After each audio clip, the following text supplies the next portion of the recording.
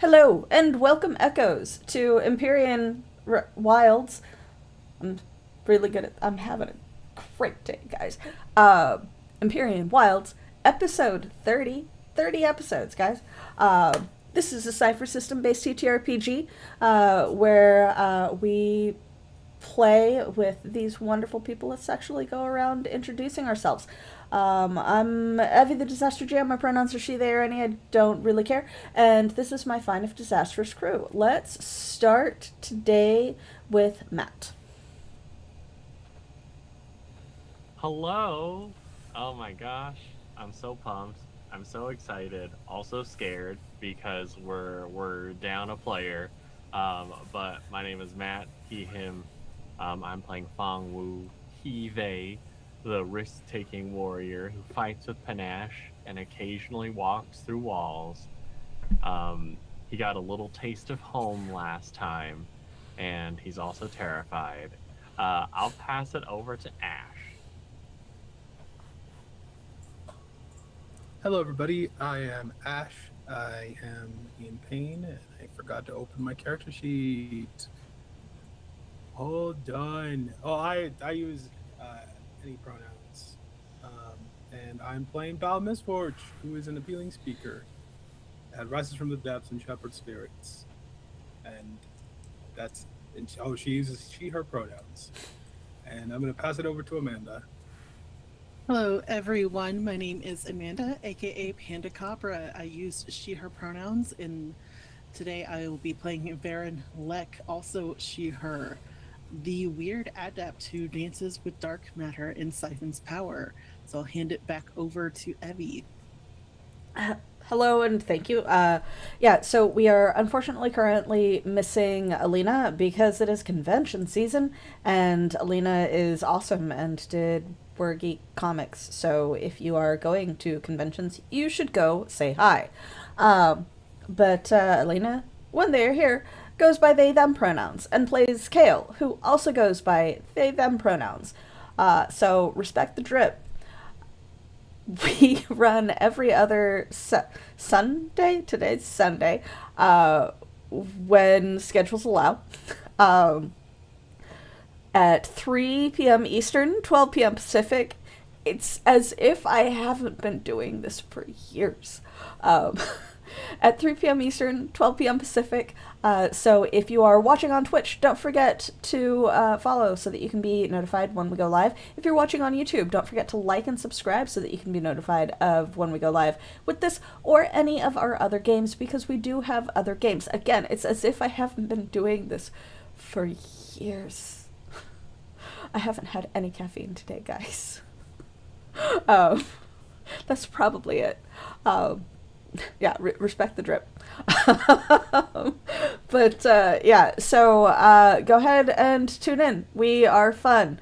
Sometimes I actually even make sense. It's not often. I'm sorry, but it's not often. But we are also raising funds for World Central Kitchen because we haven't switched the donation campaign yet. So if you would like to contribute, you can either click the donate button that should be directly on Twitch if you're watching it on browser, or you can follow the link that is currently in chat. Matt, I'm not seeing the full transfer of everything into the YouTube chat. Do you want me to finish that, since I'm not seeing the link that actually went through? I don't know. I split it up into two, but the second one just didn't show up. It shows on my side, so Weird. I don't know what's going on.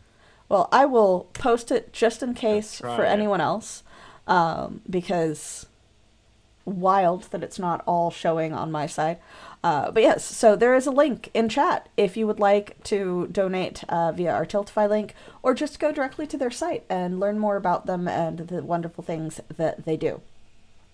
Moving on from that, because I'm having a struggle today, we'll just go ahead and roll into today's session. We at the Archives would like to remind you that this is an adult content rated game with depictions of violence and gore, possible mentions of loss or trauma, and or similar content. We do our best not to cross each other's lines, but for those watching, you have been warned. Last time, after the growth and advancement of Bobby Joe, the coruscapede baby that they have been toting along with them this entire time to large-ish dog size and somewhat enough intelligence to be able to recognize them as not food and allies. They have moved on, at least for the moment, from Tapalpilco, who is a collector and anthropologist that had a variety of artifacts that they were able to kind of talk out of him for their use in their attempts to essentially save the world. Because, you know, when the world might end, you would end with it, and why not give out your most valuable possessions to make sure that that does not happen? Information was connected, information was kind of gathered, as well as some tools that they had found to be perhaps necessary on their path as they continued on towards the mountain range and the forest beyond, with the intent of finding out what exactly it is that is causing all of these problems and finding a way to stop it. During one of their camps, they interacted with the ghost of a former captain, had some conversations, and eventually went to sleep for a initially peaceful evening. But towards the morning, on the third watch, as Kale observed things in the sunrise, they noticed that there was this strange bleed of corruption that they had seen elsewhere in the city-state of Polyerna, creeping towards this displaced mangrove tree and area that had been magically transported from potentially a swamp of some kind.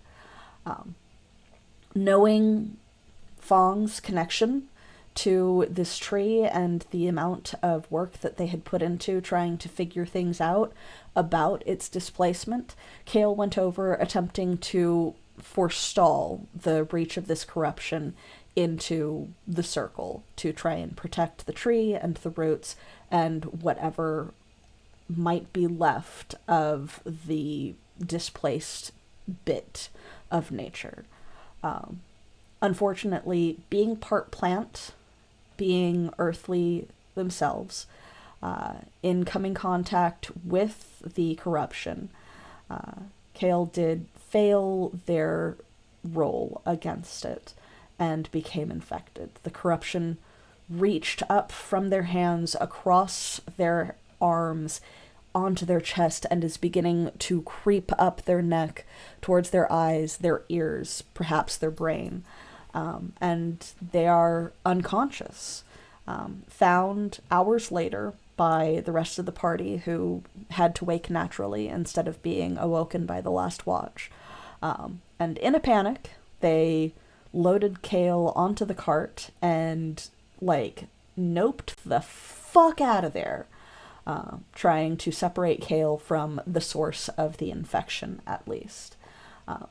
And are, at least currently, still noping the fuck away on the cart with an unconscious Kale growling slightly and just otherwise deathly still in the back of the cart.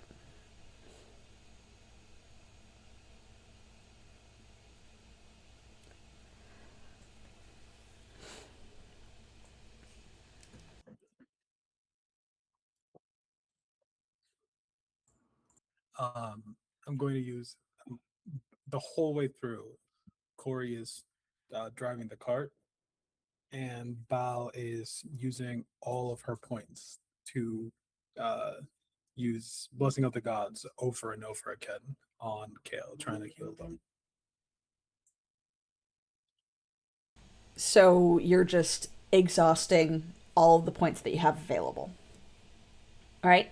Um, it is helping to an extent slow the progression of that reddish black creep with like the little bits of pustules that pop up along the infection do ease down and slow, but it doesn't go away.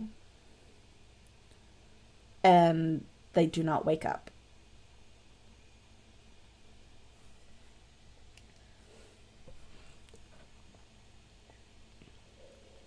I forgot if I rolled for this last time. Is it possible for me to see if I recognize potentially what this is?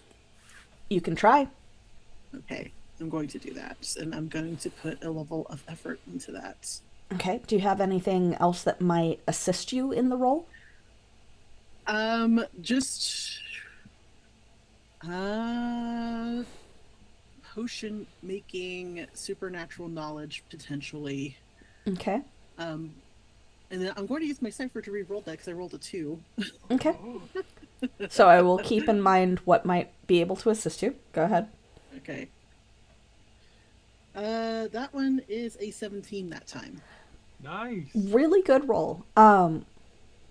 It's hard to say what exactly is happening. You haven't personally seen this before.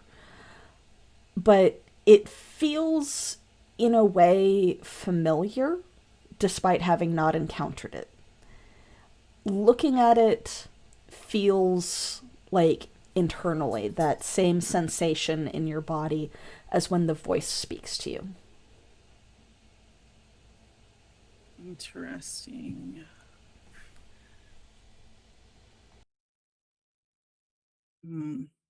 Is the voice saying anything to me while I'm doing this? Not at present. Interesting. So I look to everyone else and I say, I've never seen anything like this, but I get like this, like I don't know what it is, but it feels familiar.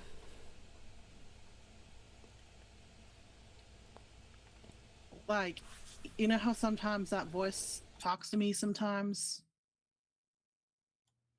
Yeah, I remember hearing it. Belle, It's kind I of like think that. you also overheard the voice the one time Varen popped into your vision. It is kind of like that. Like that weird gut feeling I get when it talks. Okay. And Fong, I mean, this is out of his depth. He doesn't know how to manipulate this sort of thing.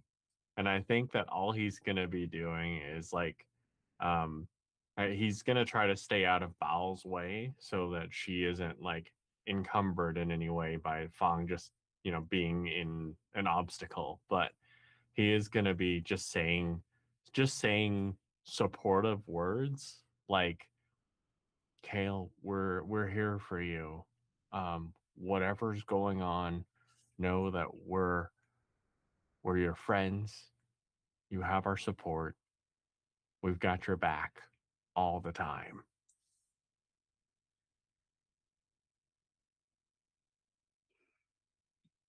Yeah, I think that's helping. Maybe. I don't know. I hope so.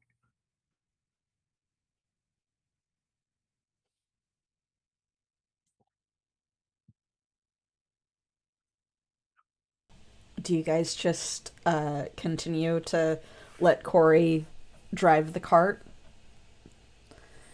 So, in your mad dash, the Corey looks briefly back at you guys, sees Val continuing to essentially exhaust her pool to do these heals over and over again. because you are rushing, even though the burden beasts that are pulling the cart are not exactly fast. It does still thunder along as much as it can, and he does not opt to stop when reaching the small town that you had been heading towards. So unless you stop him, because Bal is so focused on trying to help Kale and the directive is get away from what happened, he is going to just thunder through town like people diving out of the way.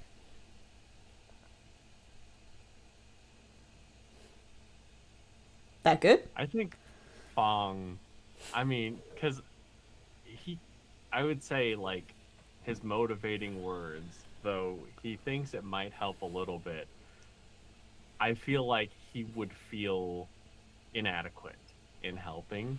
No. And he would probably call out to Corey and say, Corey, could we stop for a second? I just want to see if there's anyone here that might know anything about this kind of thing. Okay.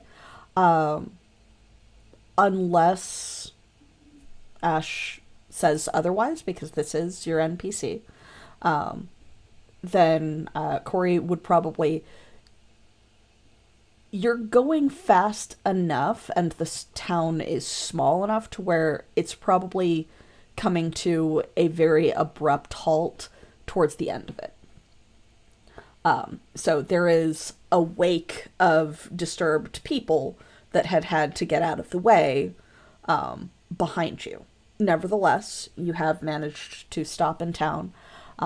The beasts that we still have not come up with a name for are like kind of pawing and shuffling, disturbed because mad dash into immediate halt. So they're shuffling around and making irritated noises. And there's probably a good bit of like complaint shouts at you from those you have passed. Sorry.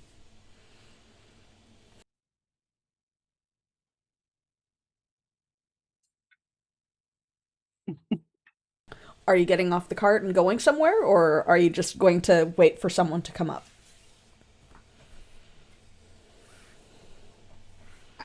I would assume we're going to try to find, some of us are going to try to find someone. No.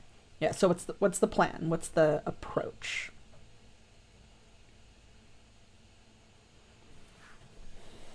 How we want to divide this up. I think Fong would be good at running around to ask people, just because there isn't anything else he could do right here. True, I feel like Baron would join him in that, since I feel like with the Ball sort of being the one who would probably know how to take care of Kale, so Okay. I feel So like we would go off on our own, which is probably a good idea. Yeah. okay, so the chaos duo wanders Yeah. off to try and find help. Um, do you just stay in the cart with Kale? You are at this point impaired, because you would have used the entirety of your pool at this point, and Kale is still not awake. And while it has helped to ease some of the visible signs of the infection, they are still unconscious. It has not entirely gone away. It is still there, just not quite as violently, like, pulsing.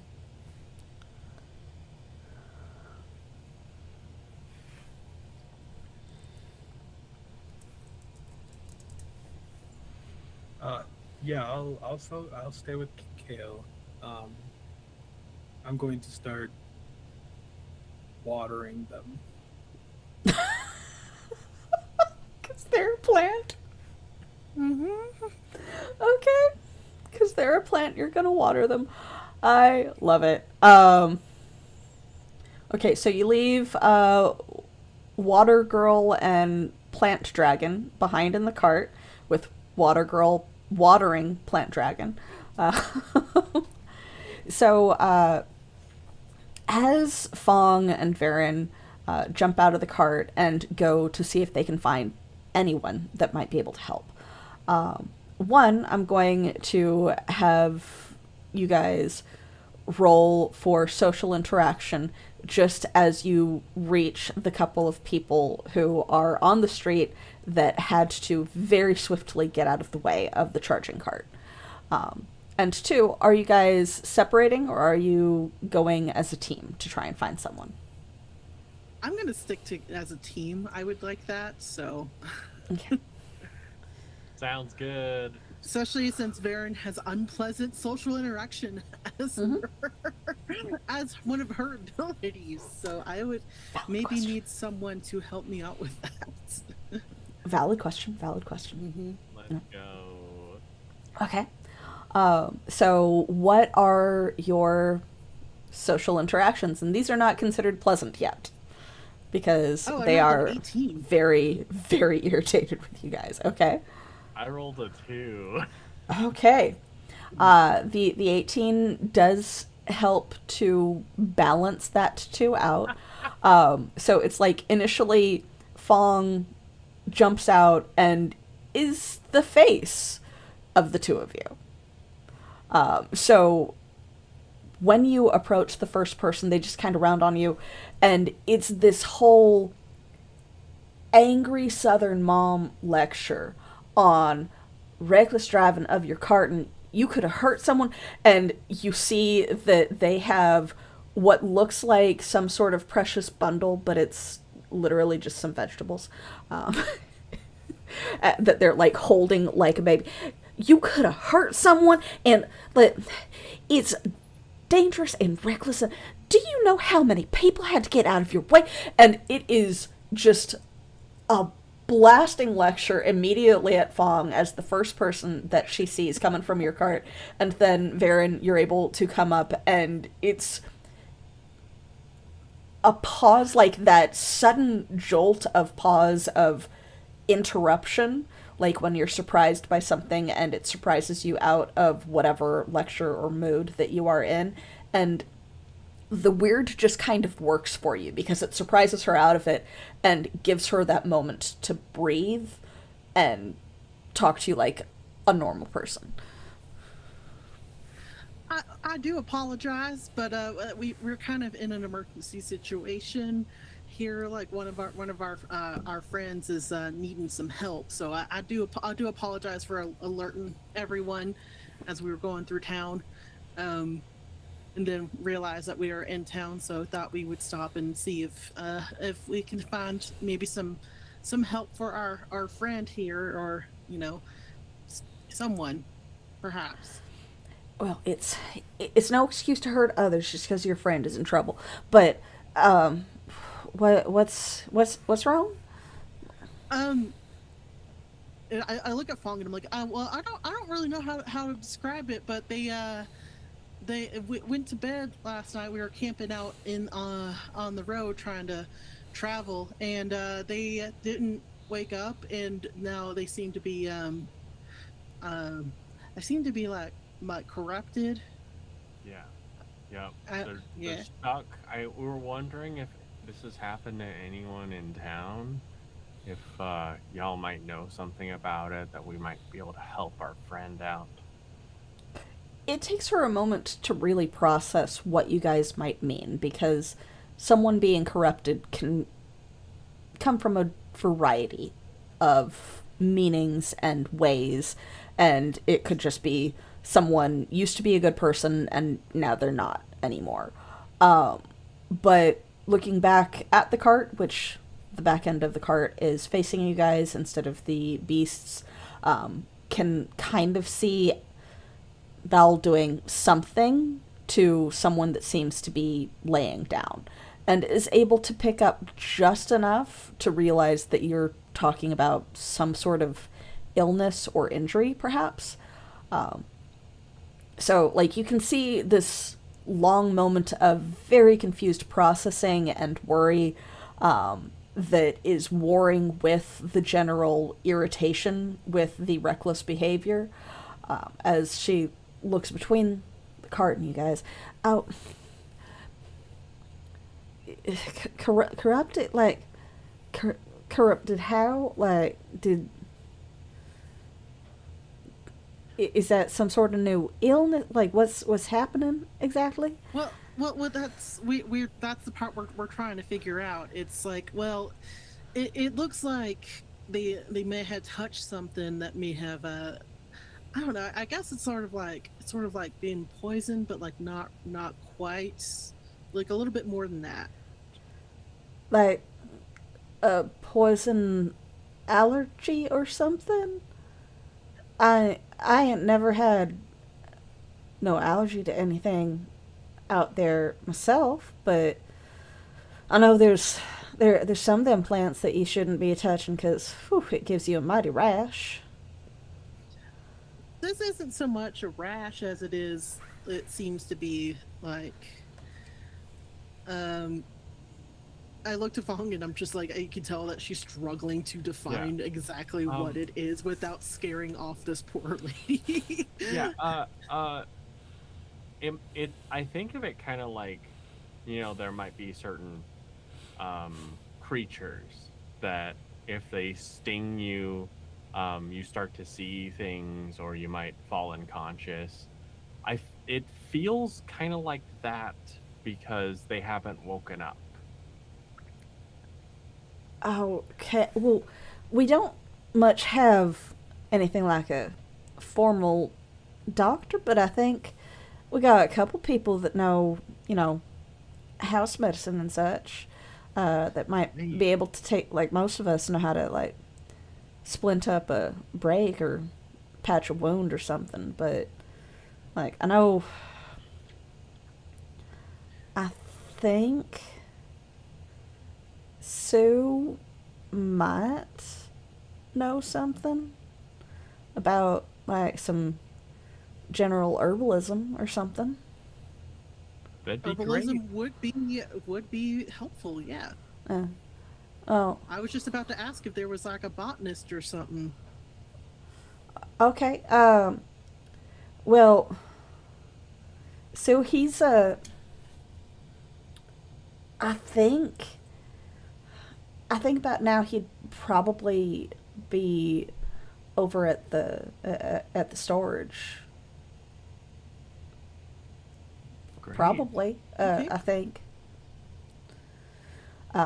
So, Varen would be familiar with a lot of the smaller, like, little hamlets that are along the various roads, have a number of storage warehouses and, like, kind of sheds, etc., that are used for community storage.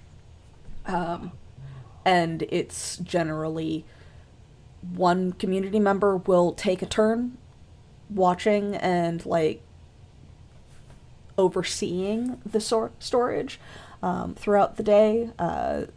Sometimes it's generally kids that don't have a lot more to do.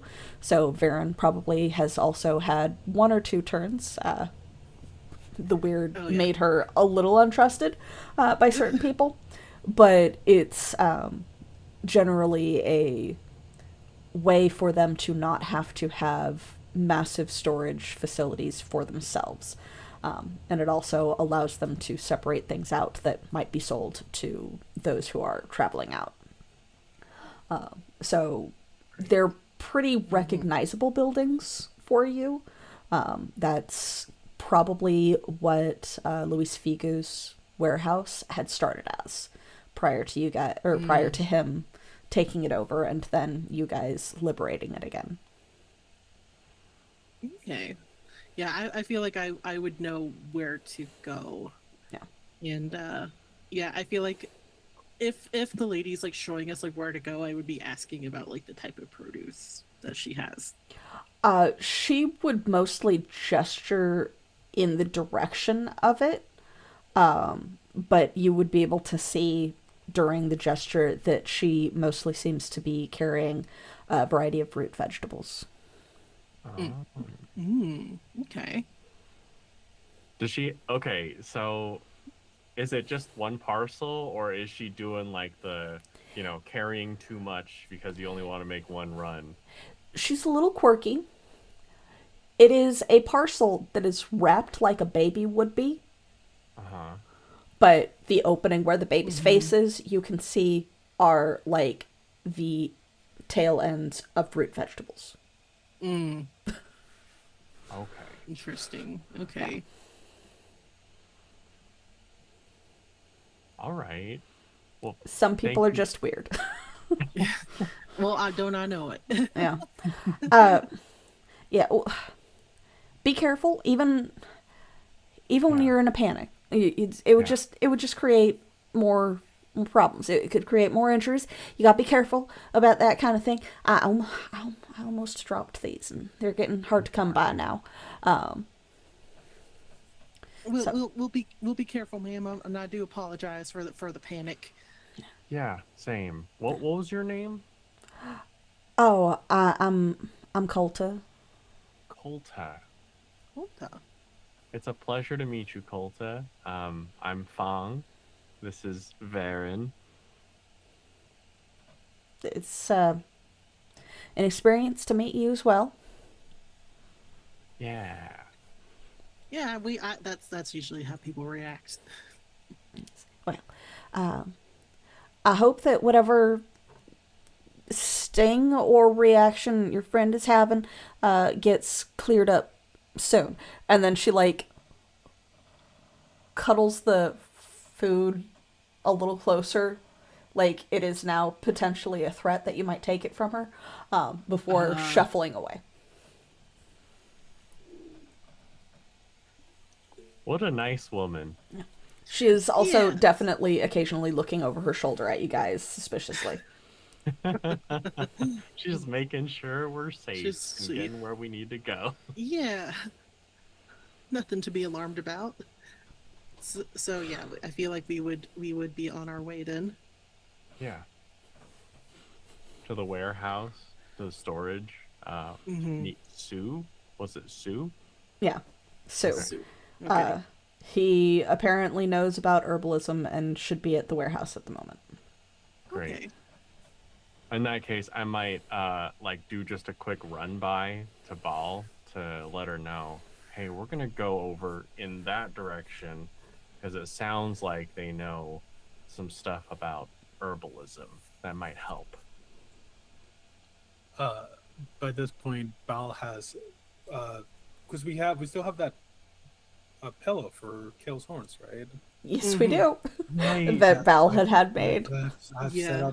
I've set up Kale comfortably, wrapped them up, made Okay. sure that they're comfortable, and they're just sitting there. They're Okay. taking a rest. Okay.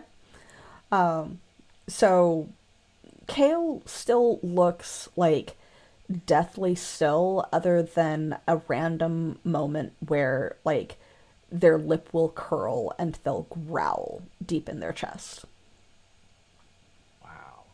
And it's few and far between, but you would be able to catch at least one when coming back to inform Bal. Okay. Ooh, Yeah. interesting. Has it been 10 minutes yet? Yes, you can take a recovery. Nice. Nice. All right. So you guys head in that direction? Yes. Yes. Okay. So the town is small. It is indeed a very small hamlet that seems to deal less in the trade of vegetables and various agricultural produce to Greater Polyarna and the greater extent of Trutinus Reach, and more along the lines of this is an easy waypoint going from one of the larger towns to potentially another, or to some sort of site of importance, because you don't know of a major town further along from this leading towards the mountains. So this placement, thinking about it, Varen, as you walk along, it's you would expect something like this to be between like Rancor and one of the other like towns that are along the roads towards Polyerna proper.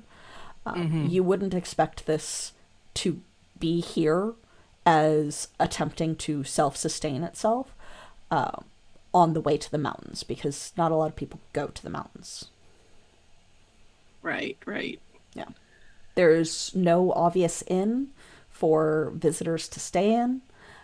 It is just people still, for some reason, inhabiting a very small hamlet that is very near the strange location of Tepalpilco. Interesting. Would I know enough to like be saying this to Fang? To be like, well, like I know a lot of strange things, but I don't really rightly remember this community kind of being here. It's the same way as if you were in a state and you're just like, this is how things are generally laid out in the state. This is not an area of the state that I have been to, but you're just like, I've heard of at least the major cities here, and this seems like something that would be a stopping point on the way to a major city, and I don't know why it's here. Less of you have intimate knowledge of the exact map of Polyerna, and more of what the kind of patterns are. Okay. But it seems like they're being awfully successful. Maybe that's the word I'd use. Huh. Interesting. Okay. I mean, there's a part of me that wonders if this is odd. If there's something nearby that's important, that this is why they set up here. Does this one like roll for perception? On the way. Perception would be noticing things around you and around the town as you pass it, and less of knowledge of the area. So yeah, that's what I was saying. If there's anything that would perception would out. give you whatever might stand out about the town, but it's not going to give you more than that, essentially. So you can roll it if you want. Yeah, I'll do that because it might be something I want to ask about later. Except I rolled a nat 1, so never mind. Yeah, it's a town.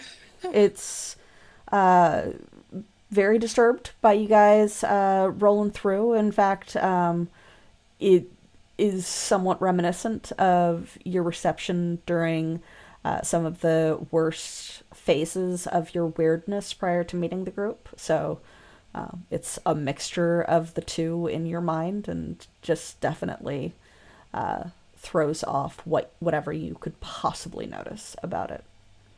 Yeah, okay.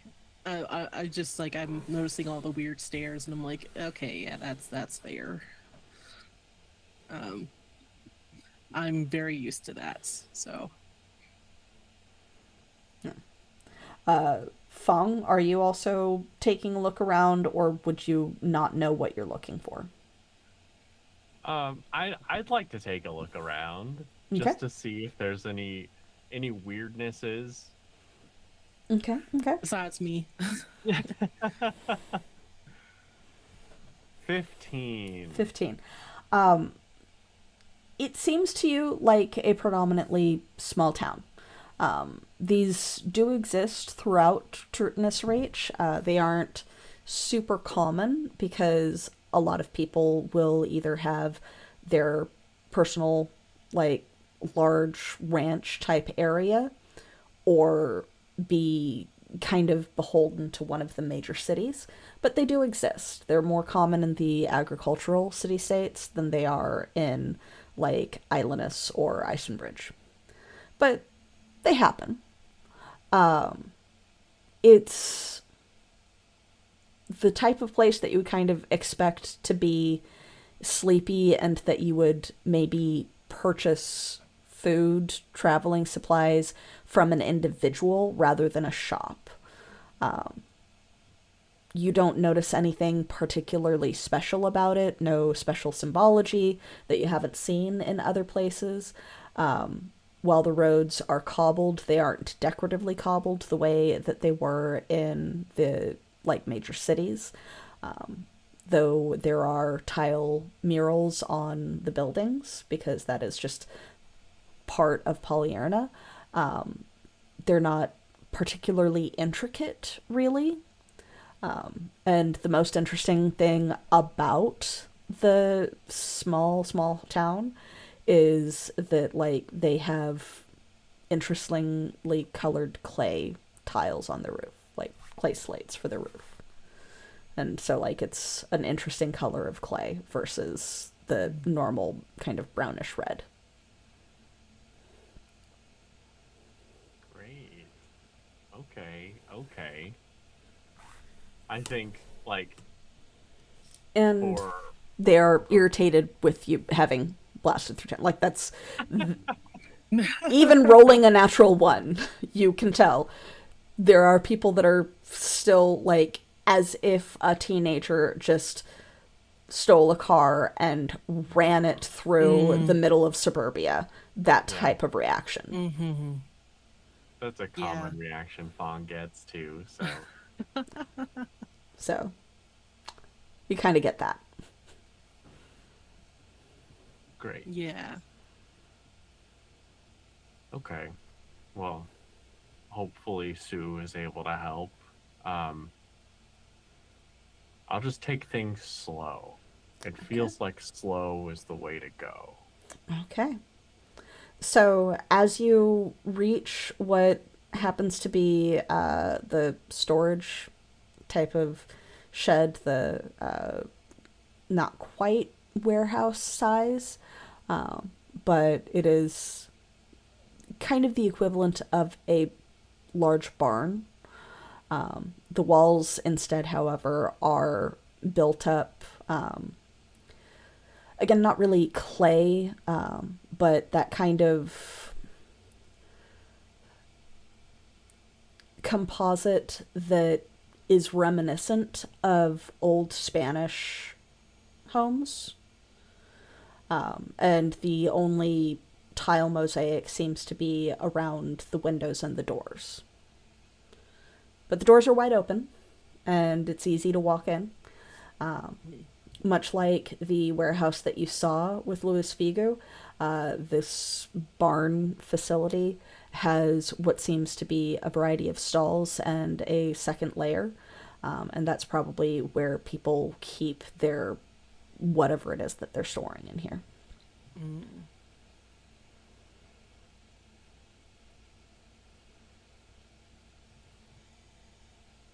If the doors are wide open, I think Fang would just try to do a knock of some sort on anything that's knockable just to make our presence known.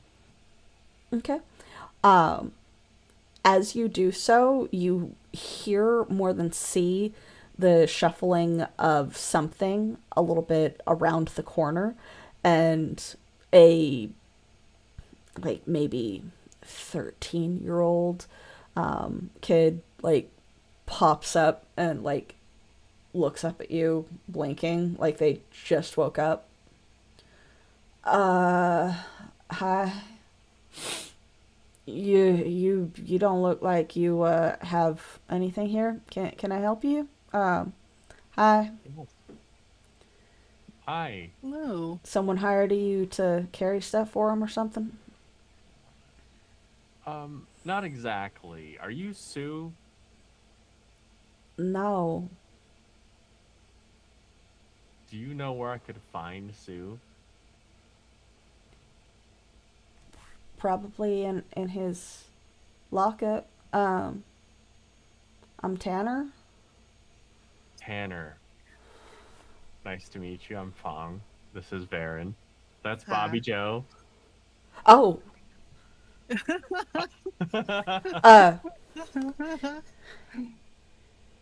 is it friendly? Friendly Uh, enough.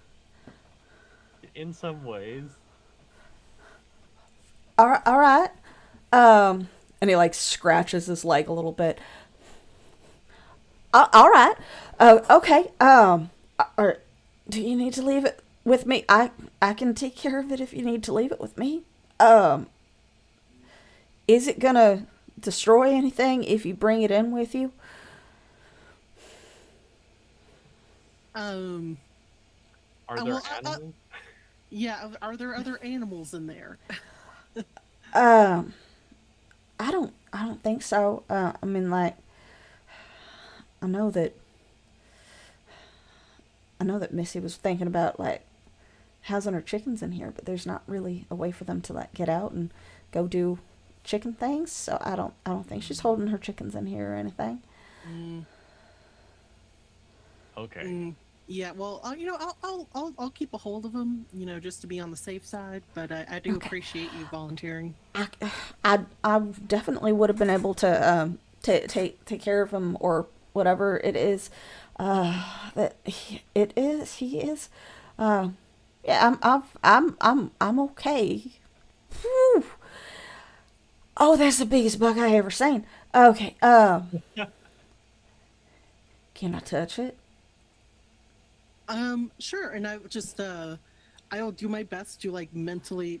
Keep in mind that Varen has like no way of doing this. Mentally, be like, "This is a friend, Bobby Joe." Like, Bobby Joe Yeah. stretches like Milo. uh-huh. But yeah, so Bobby Joe has just been moving along with you. Mm-hmm.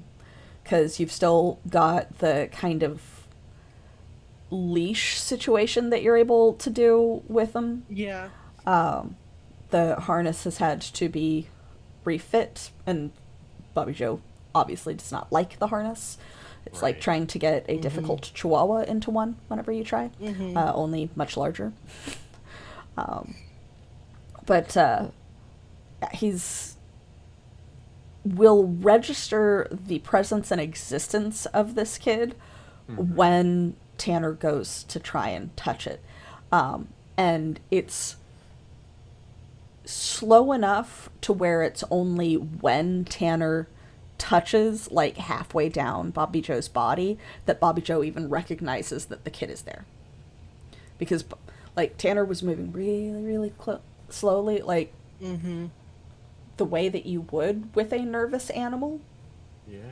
But Bobby Joe also has really poor eyesight and generally registers things by their movement. So Bobby Joe is very startled when Tanner touches Yeah. its back and it like rears up into that same like angry snake pose looking around for the threat, which causes Tanner to like stumble back onto his butt and he's just like wide-eyed staring. I touched it. Yeah, you did. Yeah, you You're did. very brave. You're so brave. Okay, And you were so brave too. And I would start like petting Bobby Joe, be like, "You were so brave too." well, it ain't nothing more than a spiky looking pig. Okay. Okay. All right. Wait So, till he can turn invisible. and it can turn invis. It can turn invis. That's fun. Okay. So what's it for? Like, Well, does it we're like just- lay something that you eat, or like guard something that you eat, well- or do you like well- wear? Do you make jewelry out of like little spiky things all over it or something? Well, nothing quite like that. I mean, I look at Bobby Joe for the first time. I was like, well, frankly, I just kind of assumed it was a boy bug, but I genuinely don't know. No, he's just a pet Yeah. for now. Yeah, Oh, just a companion. I had never had like a pet to just be a pet or anything like that. Really? Huh. I mean, if you're gonna raise something out here, it might as well do something for you. I mean, emotional companionship is a pretty good thing for a pet to give you. All right. Yeah. You're a good kid, Tanner. Thank you for your help. Right. I think I touched. All right. I think Sue's lockup is like end of the hall or something. Maybe. Awesome. All right. Thank you so much for letting us know. All right. Yeah. Everyone here is so nice, Varen. Hey Jimmy, you gotta see this. Yeah.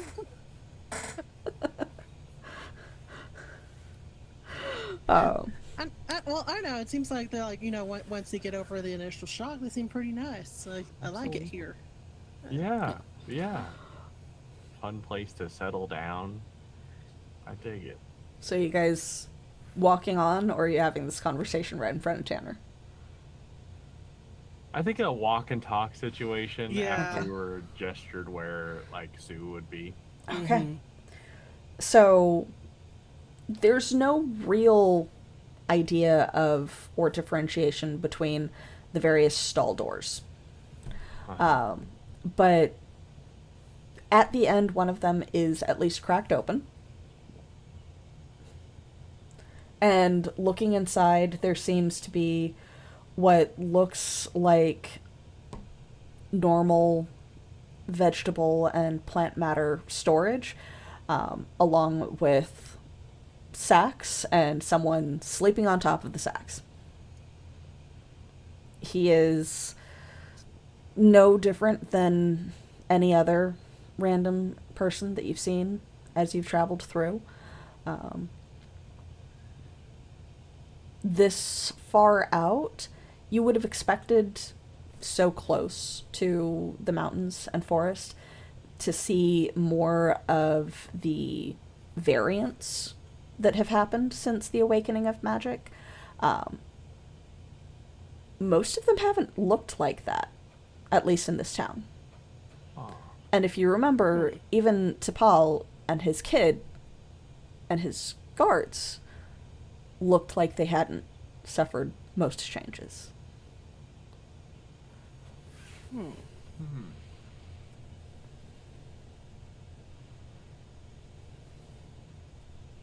I wonder if there's some sort of protection thing around here.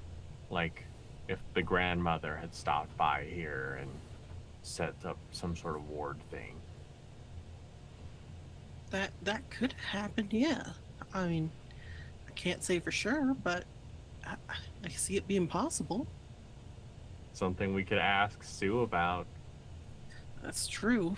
I mean, Grandma does seem to like to go to some of these little smaller areas. Absolutely. Sue! Yeah, we know. Oh, go ahead, sorry. Sue! Yeah, I was gonna say, it's like, yeah, because she was at least spotted in that other small town before we got home, and then, Mhm. yeah. So we know she's in the area. Yeah. He sits up, dark skin, half of his tight, curly hair is missing from what seems to be a burn on one side of his head. And the scarring does continue onto his cheek, but doesn't quite reach the rest of his face. But he, maybe middle-aged man, sits up. Like,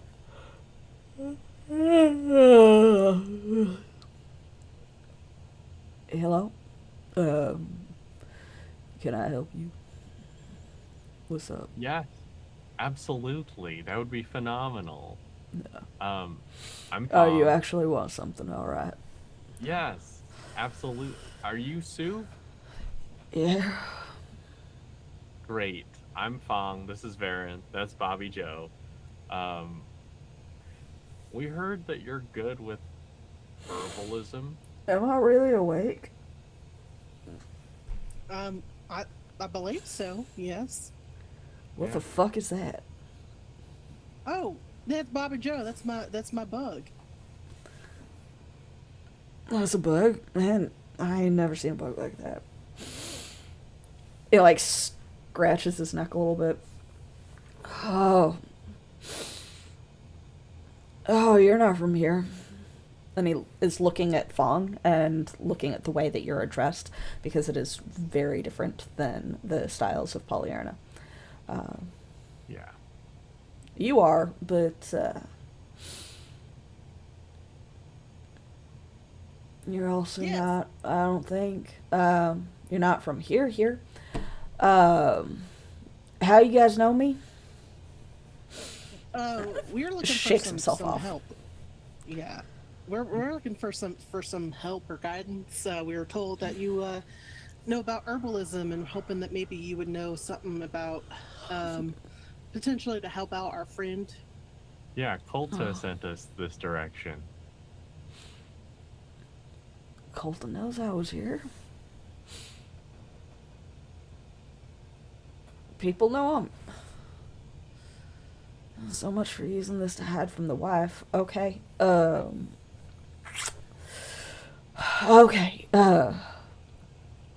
So you want something? Is what you want to drag me back to do more berry picking? Unless that's like helpful, but I don't know. So long as I don't have to do more berry picking. Oh, it's not even the right season for what we grow. Okay. What is it that you grow? If you don't mind me asking. I mean, I'm from Polyarna. We grow peppers, but Yeah, elderberry. interesting. Okay. But yeah, unless it's going to be helpful, I don't think you have to do any berry picking. Yeah, I mean, they're barely flowering, but oh, she wants me to be out in them trees all day, every day, and it's. I love her, but it's a lot. Okay. Anyway, so long as you're not sending me back. Okay. What you want? Yeah. I'm Well, fine. we were wondering if you could help our friend. There was something that happened that, I think it started from a plant, but they are currently unconscious. It seems like they're not able to wake up. They're not dead. Just FYI, they just Right. seems like they're not wanting to. Okay. I'm not sure what I can do about it, but okay. I guess Colt is still superstitious and everything. All right, let's go. Great, thank you. Yay. Okay. So he stretches himself out. He's maybe 6'6", 6'8", Wow. when he gets up fully from the sacks that he was laying on top of, and he stretches. Oh! Bones and joints crack. Ducks underneath the significantly smaller than it should be for a tall individual doorway.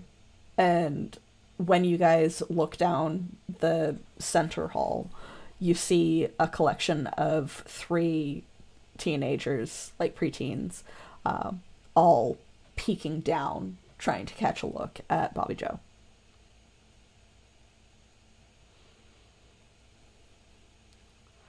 You got an I wave audience. back at him.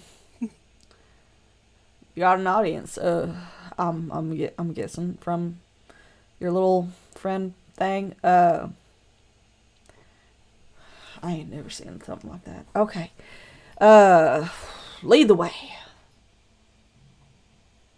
All right. Start marching proudly forward now. Reaches down and just pats Tanner's head and pushes the other 2 boys aside when you guys get up there, because it is very obviously this bug thing is a spectacle, and as you guys pass, you can hear Tanner not particularly quietly, whispering, "Yeah, of course I touched it. I think it liked me. I might be able to catch one myself. They said that emotional support animals are good to have, and they don't have to even get you any food or protect your food. But I'd probably be able to teach it to do that anyway. Yeah." Like, so you're hearing whispers of that as you go further away. And it's not really whispers because teenage boys are not subtle. Yeah. Fong is going to be looking at Bobby Joe, just being like, "You hear that? You're popular."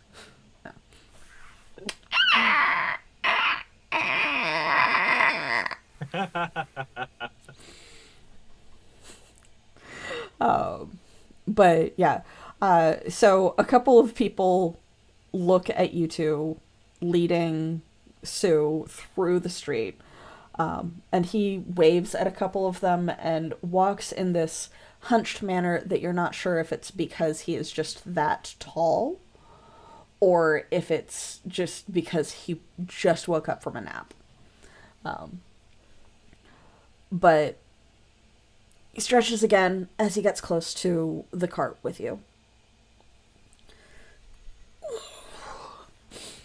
Alright, so,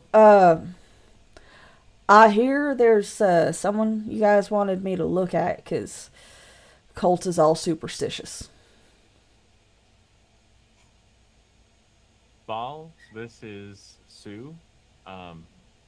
He's got You herbalism talents, so is it possibly your arm that I'm looking at? I don't think I can fix that. There is a whole unconscious wrong accent. There is a whole unconscious person on this card, and you're really so stupid you think it's a tentacle. Oh, You're the first. Don't be mean. You're the first person I saw, and I'm just saying I can't do anything about that. I mean, is that from like a fish thing? Sorry. Val's tentacle wraps around her sword. All right. Point taken. So, who am I not looking at now? Have a good day. And then he turns and walks away. Sue, no, this is Kale, gesturing towards the unconscious Kale. I'm sorry. I know that it might have been rude to comment on your friend's, I don't know if I should call it an arm, but I am not here to get stabbed. I was having a nice nap. I'm sorry. It's total misunderstanding here. Ball, I'm sorry. I maybe I should have warned Sue. We're an interesting bunch, but we really need your help. If you can help Kale, just because we care about that.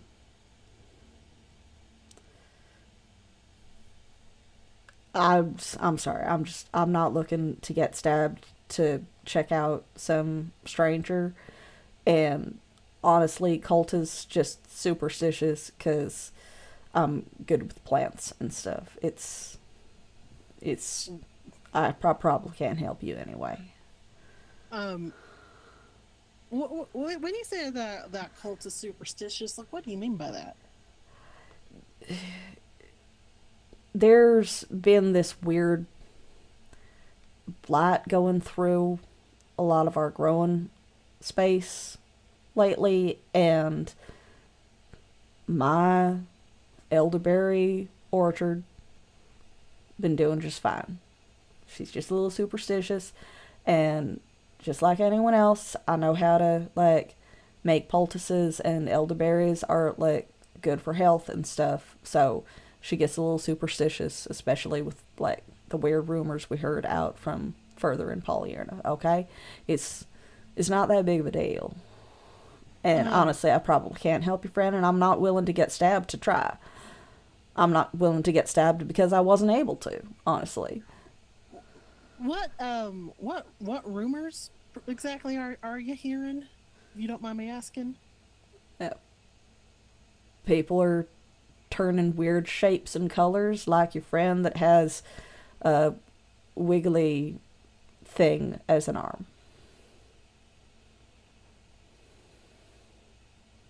And I look at Fong's like, should I show the should I show him? Why not?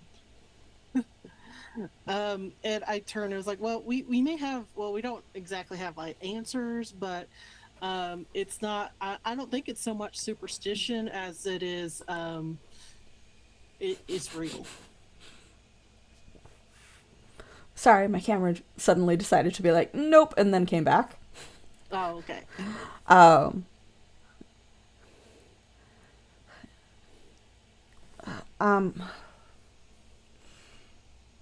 I'm a simple man. I'm sorry I can't help you. Well, I grew up a simple farm girl over at my family's farm, but it doesn't mean I can't do. And I pulled my hand up, and you just see the shadow start moving. So it doesn't mean that I can't do this.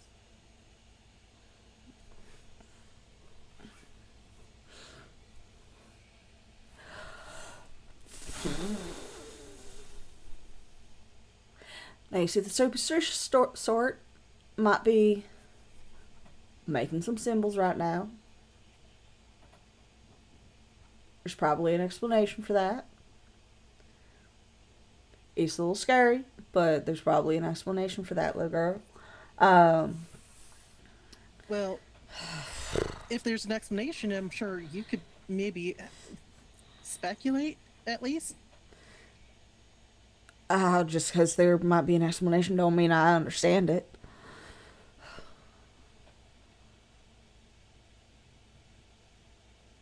Well, it's worth at least investigating a little bit. Listen, your irritated friend don't want my help. I probably can't help you anyway. And yes, apparently the world is doing things to some people. And if it's doing things to the other friend of yours that you want help for, I definitely can't help. So I'm sorry, but there ain't nothing you're gonna say to convince me that I ain't gonna get stabbed by the one with the wiggly pokey bits, okay? So.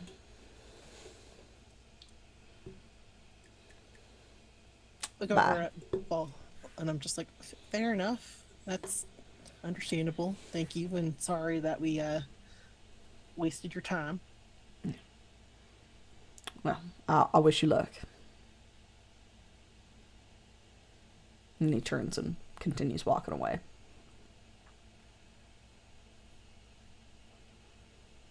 Okay. Lights. Did we hear that he said lights? He did say lights. Going through a lot of our growing spaces. Not lights, blights.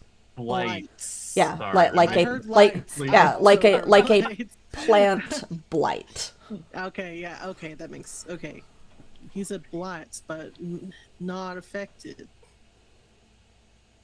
Yeah. Hmm.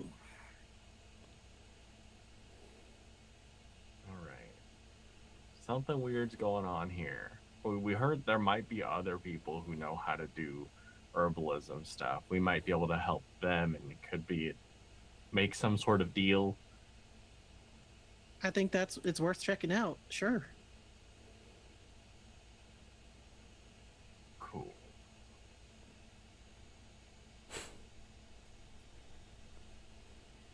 Look Got at it. Ball's like Ball. What do you think?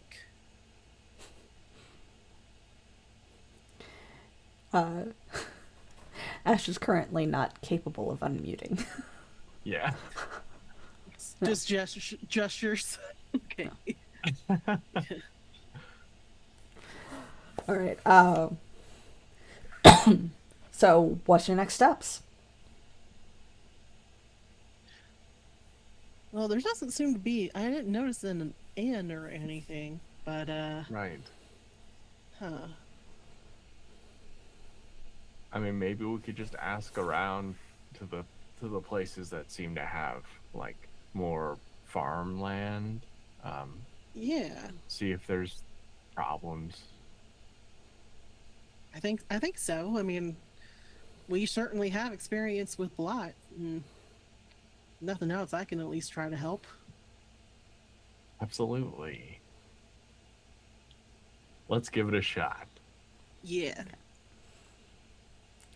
So, where are you going first? I guess the nearest farm.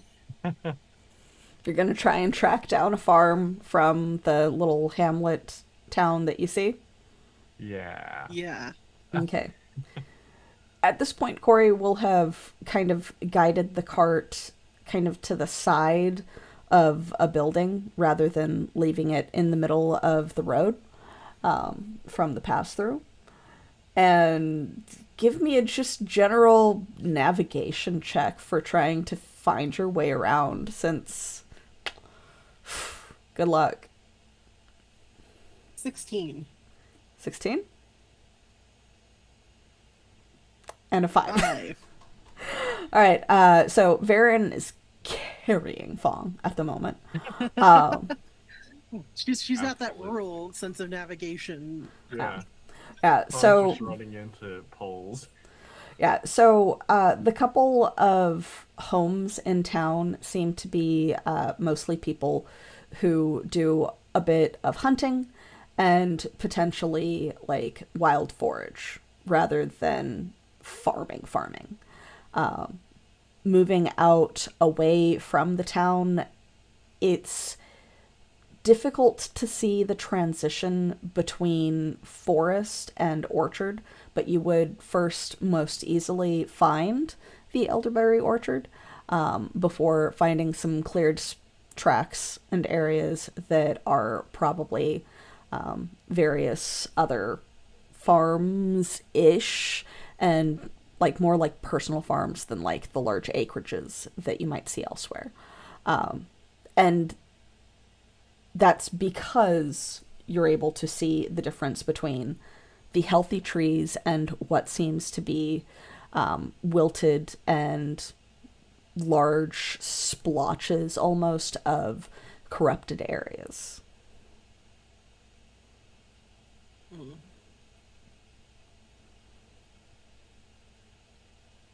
There's definitely corruption happening. There I don't are know if this is plenty it of- possible for me. yeah, there are definitely plenty of people in the various areas trying to, like, in a similar fashion to what Kale had actually started doing, try to dig trenches between the obviously strangely blistered areas and the still very few healthy crops.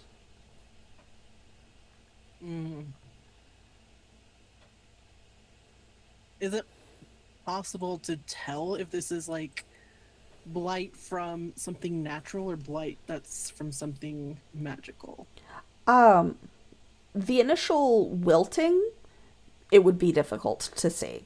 But as you get to the areas that do actually have that strange blackish red blistering corruption, that is obvious, visible, and unique. Interesting. And the trees that are here, is there any that like stand out as being not from local, like it was with the mangrove? Give me a perception check. Yeah, but do that. Not 20. Damn. As far as you can tell, all of the trees do seem to be native. Some of them are kind of twisted and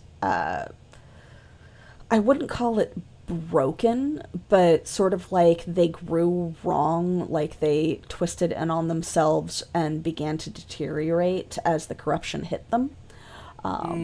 But generally speaking, the immediate area doesn't seem to be distinctly out of place. There are other trees that grow foods that were probably transported and planted here. But there isn't necessarily like a circle of displaced land. Mm.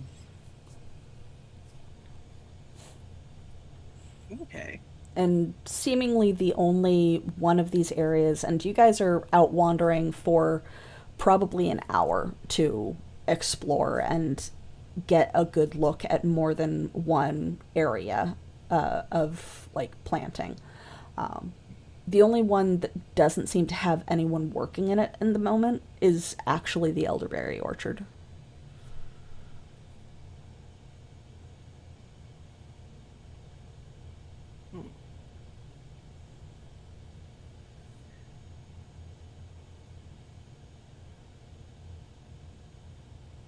Where there's someone, are there people currently actively digging trenches? Oh yeah. Okay. Um, Fang is gonna go to Baron and say, maybe I could help, and they might be more willing to, open up and talk. It's worth a shot. Great. Fang is gonna put on his digging gauntlets, and walk up to where they're digging and just kind of be out of the way, but kind of set up so it's like helping out, and he'll probably call out like, more hands make lighter work. So the people that are currently working on a trench trying to separate the corruption from spreading into the rest of their plantings, and it is not the same like lined and organized planting that you see in modern American, but like more of the groups of like can support each other mounds of food forest type of planting. So you see the obvious delineation of the corrupted area versus the non-corrupted parts, and they are like sweating from working in a slightly cloudy but still midsummer day, a little bit after midsummer day, to try and dig far enough down to where there's a cutoff the way that you would cut off aerial roots from grass. And they just kind of look up at you and are surprised and look around and see Varen as well, and then just kind of shrug and go, yeah, help would be great, thanks. Ha! Mm-hmm. And then you just start digging. Yeah. Mm-hmm. 2 questions. 1, are you trying to cut off as close as possible to the corruption? And 2, are you communicating with them on where to dig? So for one, no. I think Fang is gonna be like, I don't want to get, hit by the corruption that Kale has been hit by. And then 2, I think Fang is gonna be like, okay, I'm gonna start, but let me know if there are any spots where you'd like me to avoid, or any areas you'd like me to focus on. Okay. So they will point out spots to not dig if possible, so that you can avoid disturbing what is left of their crops. So I would like, in that case, because you do have the tunneling gauntlets, for you to make a couple of speed checks to make sure that you avoid the areas that they don't want you to dig and avoid the areas that you don't want to dig. Great. Excellent. Cool. So the first one, to make a good impression, Mm-hmm. I'm gonna put 3 levels of effort into it. Okay. Just because I want to show them that I'm here to help and not just be some foolhardy person who's just, you know, getting in the way. Okay. Mm-hmm. Oh no! Wait, can I use a cipher right now? Is it Yes, too you late? can. Yes, you can. Oh my gosh, okay. Did you roll an out one? I rolled a 4. Okay. Oh no. Okay, 3 levels of effort for 11. Okay. So you pretty easily avoid both of the areas that you want to avoid, and you dig a fairly deep trench. There isn't the typical hole left behind to create a tunnel the way that these are, because you are attempting to do a trench instead of a path. But you do notice the start of what seems to be strange, dark sap from a couple of the roots that you've had to cut through as you've dug this first section of trench. So the roots of whatever has been affected have at least reached as far as where you're digging. You don't see the distinct area of, like, this is obviously corruption. It's more like, have you ever had, like, bamboo or a plant or whatever, and it got root rot and got kind of mushy? Mm. Kind of like that. Oh my gosh. Well, that sucks. Yeah. I think Fang, like, doing this digging, noticing that, is gonna go to Varen and say, "This, this is a big problem. Like, I don't think it's gonna stop." Does it look like it looks like it's been happening for a while though, too. Yeah. I wonder if they know, like, when everything kicked off. Could ask. Excuse me, whoever's closest. They're staring in awe and a little bit of fear at what you just accomplished, so they are definitely nearby and available for talking. Thank you. Yay. This situation, When Yeah. did start noticing this happening? Wow. Um. Uh. I think the plants got sick around a month ago. Um. So we've been kind of. It's affected a lot of the harvests. Normally we just kind of harvest over the course of the summer, but we've had to rush through some things, so certain things are getting picked early, and like anything that's in that kind of darkish area there, like one of those, it tastes sour and kind of ashy if you try and eat it. So most of those are just kind of set to the side and maybe burned sometimes. Did anything happen to anyone who ate them? Oh, I think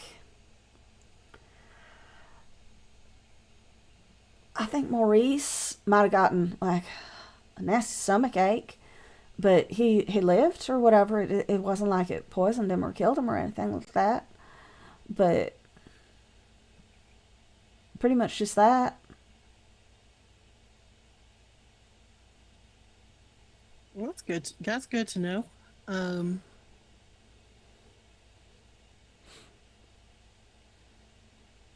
no other weird side effects after he recovered or anything? I don't right know him that well, but I don't know. He's just kind of quiet, I guess.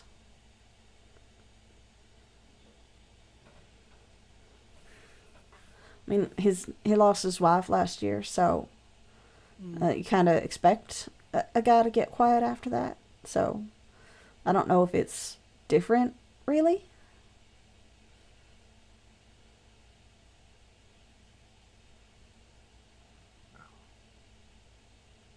Well, I'm sorry to hear about his loss. Eh. I mean, they didn't get along all that well, but yeah, unfortunately, accidents happen.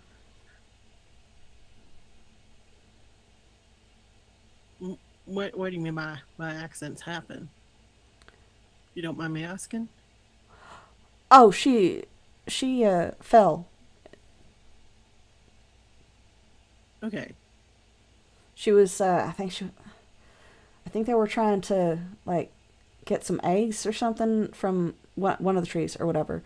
But yeah, we found her out in the woods, broken neck. It was kind of sad.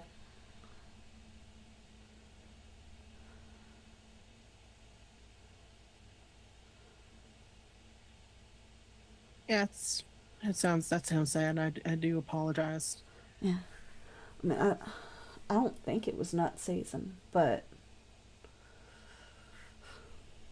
we get a lot of wild birds that nest up in the trees here. A lot of food around. It's kind of a pain during harvest season.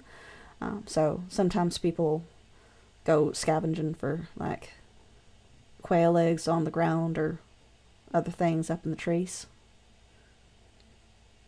Robin eggs take a bit, but make a good breakfast.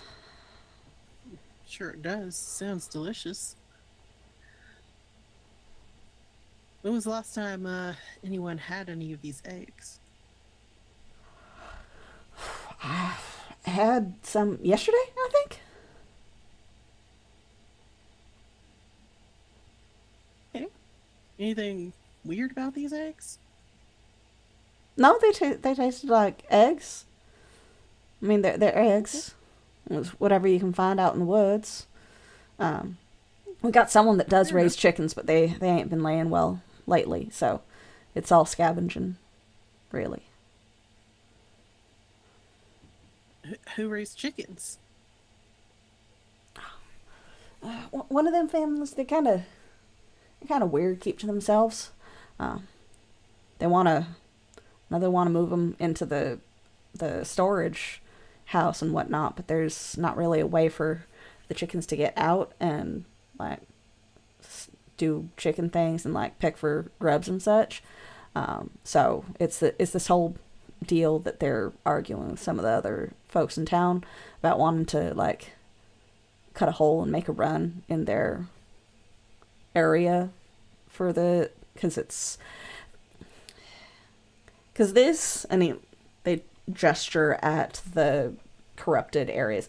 It hasn't reached far enough towards town to where anything that happens to be there is at risk. So I'm sure that they probably just want to get their chickens away from this, but because honestly, if I were a chicken, I wouldn't want to lay next to this either. Yeah, that's understandable. Yeah, I don't think I would either. And not to be too nosy or anything, but like about how long have they been arguing this point with their chickens? Week or so, I think. I don't know. Hey, Lily. A woman that had been a little further along, broad-shouldered, definitely built for work, had continued digging after, like, just watching Fong jaw dropped, and eventually just shook it off and went back to continuing the trench. Like, yeah, hi, what's up? How long have they been arguing about them chickens in the storage house? Oh, not even a month, I don't think. Probably not even a month. I mean, this only been going on for a little bit, and that's when they stopped laying, I think. He turns back and just couple weeks, I think, maybe. Yeah. Oh, that's my Interesting. sister Lily. Oh, okay. Hi, hi, nice to meet you. Yeah, pleasure. Thanks for. You probably saved us a good day's worth of work. Happy to Glad. help. Don't know if it will work, but that's just kind of the consensus of idea right now to see if we can just cut it off while we can. Yeah. Um, but yeah. Can you point us in the direction of the family with the chickens? Think they're one of the houses in town, maybe a little bit further towards one end, same end as the warehouse and whatnot. Okay, thank you. Thank you. That was really helpful. I'm glad we were able to help out. Yeah. Yeah. So yeah. Good luck. Can I ask you one more thing real quick before we leave? Yeah. Yeah. What's up? Um, this town. Uh, what's around here? Like what when y'all set up, what drew you to this area? Oh, I think Daddy's family been here generations. I think I don't know. He met Mama when he was like just going walkabout, just exploring a little bit, trying to stretch his legs. Sometimes when you're young, you want to get out a little bit. And he met Mama, and they decided to settle back here again because like that's where his family always been. Lily and I never left, so it's to us. I guess it's just home. Okay. But yeah, I think people used to travel through here more, but I'm not sure. I don't know much of history or anything. Okay. Yeah. I appreciate it. I think Daddy might know since his family been here for a while, but he's off trying to get some supplies and stuff from a different town or something because of everything going on. Left about a week ago. Okay. All right. Thank you. Yeah. Thank you. I know there's some sort of smart research man or something not too far out of town that you could go ask. He probably knows about the area. He only comes in sometimes to make some trades for some food and such. And you happen to know his name? I don't know, some big old fancy thing. Master Pillow or something. Wouldn't happen to be to Paul Palco, would it? Yeah, that might be it. I had never dealt with him myself. I mean, I think he had his daughter through here recently. I saw their little fancy cart thing. Passed right on through. Just it sounds. I lean over to Fong. Was like, that sounds like Paul Pilco. Yeah. Yeah, that tracks. Okay, great. Well, thank y'all very much. We appreciate your assistance.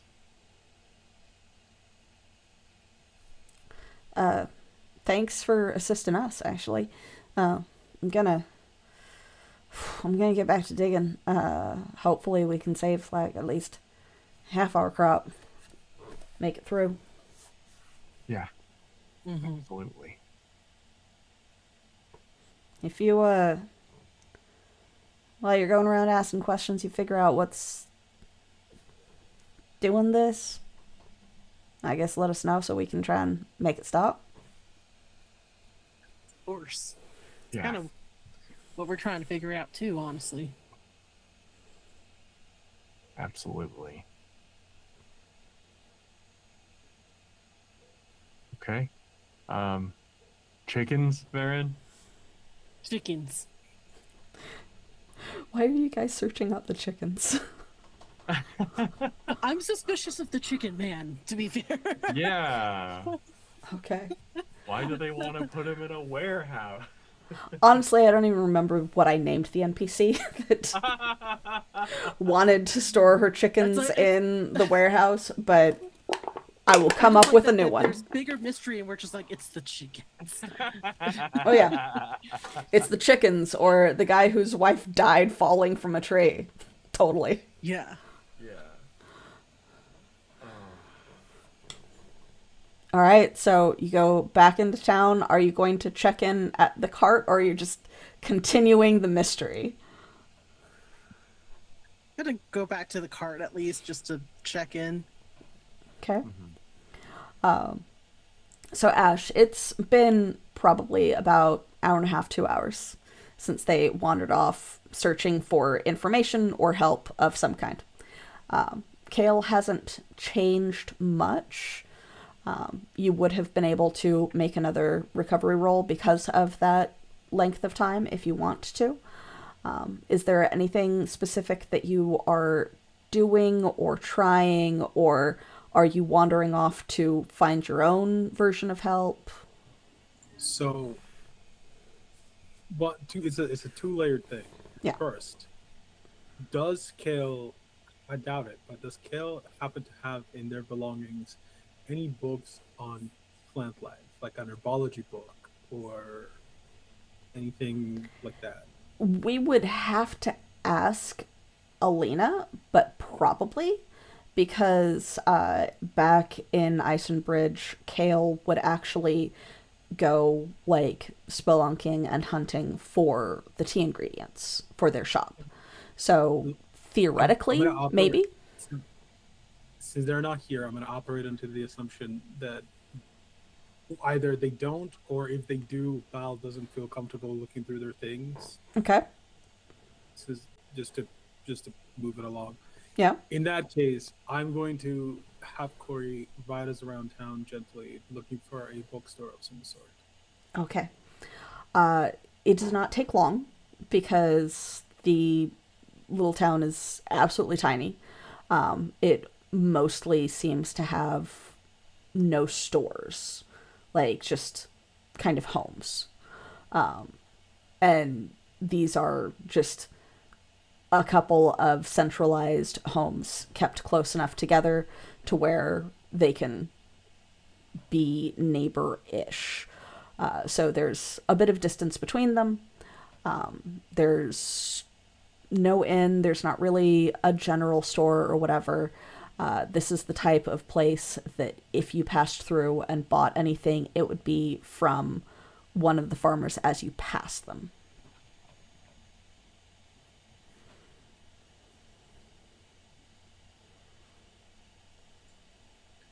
In that case, I will find a out of the way, comfy spot to just chill for a bit. Okay. So when Fang and Varen get back, please do a perception / search check to figure out where the cart went. Because it is not where you left it.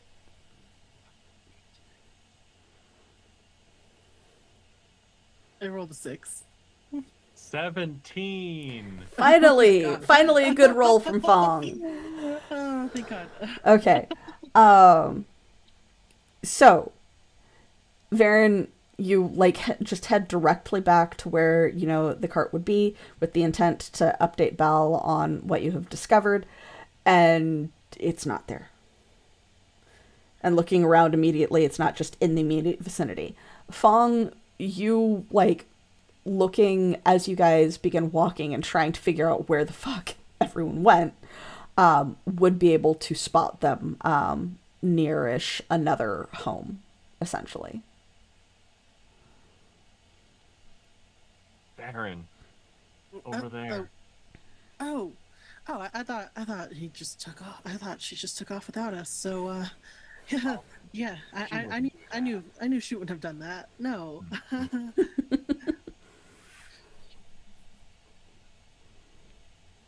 So yeah. Then we'll just find their wagon. Okay. So, different spot, different position, same situation.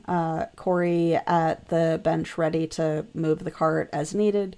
The animals have at least calmed down and are grazing as much as they can. And then Bal being Bal and Kale being unconscious.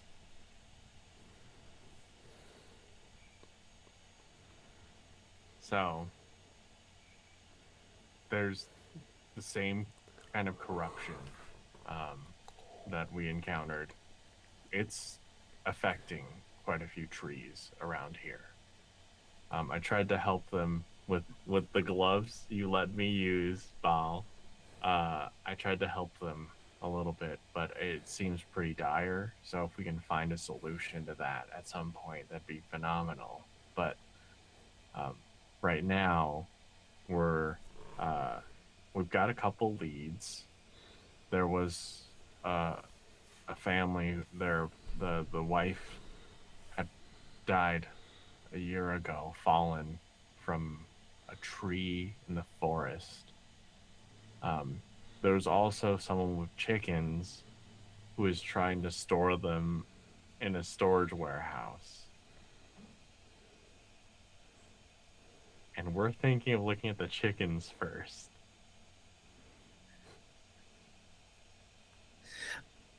The reason for that being that the chickens seem to be not producing, and we think that, at least my theory is that it's somehow related, or the chickens could just be stressed out. One of the two.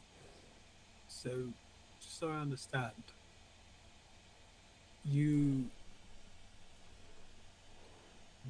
with these sort of mysteries you discovered, is some lady who discovered gravity and some farmer whose chickens are not working. Yeah, that seems like that's about right. Yeah. Yeah. What exactly is the mystery about the lady that fell off a tree?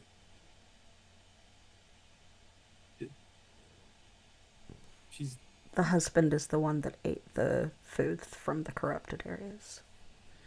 Well, it was her husband that he ate some of the corrupted food. Oh. He seems fine. Hang on, why did you leave with the falling? I forgot. Yeah, that's the entire reason why you were. The guy was just like, yeah, he's been quiet, but he lost his wife last year, so you kind of expect that. Because you were just like, are there any other symptoms after eating the food? He's been quiet. He's quiet, and I don't know if that's just the food or him grieving. So it's one of the two. Right. Naturally, we're going to pursue the chickens then, huh? Well, yeah, because the chickens aren't producing like they should be, and that was like the whole reason why the lady fell, was because she was going egg hunting, because there's like they eat like robin eggs and stuff.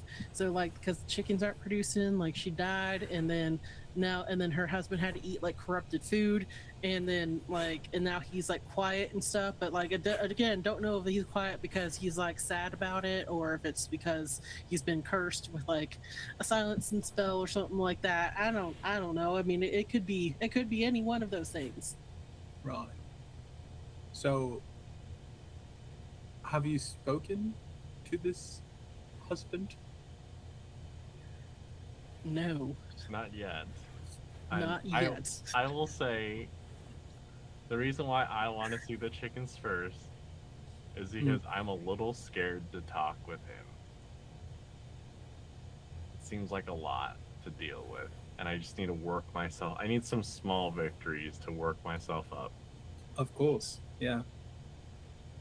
All right. Well, I've brought Kill to the Shade. Um, if you guys take, if you guys are going to take much longer, I'll probably start looking around for someone to stay, just to get Kill out of the elements. Sounds great. That's smart because there's not really like too many places around here that I've found anyway looking around. So that's been kind of like another weird thing is that you know this place is kind of tiny. Yeah. Yes, it is. If you do figure out why with the chicken situation, we might get some for the road. Yeah, that would be good. I think so. Fresh eggs. Excellent. You can buy them. Anyway. Ghost Luth, I guess. Yeah. Thanks, Yeah. Captain. We're so good at sleuthing. I just know it. It's chicken time.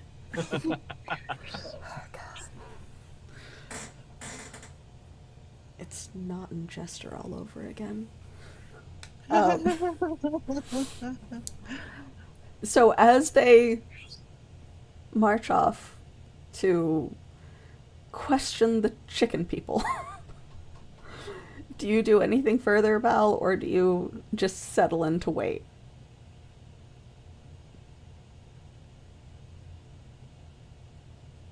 Settle in to wait.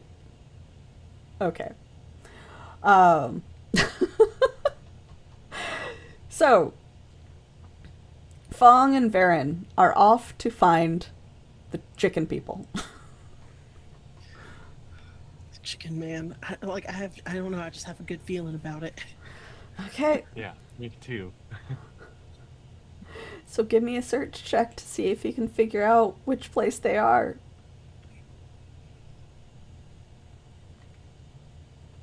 I rolled a 7. I rolled a 5. So there's a number of homes that are more central to the road and the town, that could feature people that, again, are hunters, scavengers, have a smaller area of land to produce some food for them. It is not immediately obvious with those rolls which one might have some sort of chicken enclosure, because I guess it's just not of a typical design that you guys have seen before. But yeah, you have no idea which one it might be.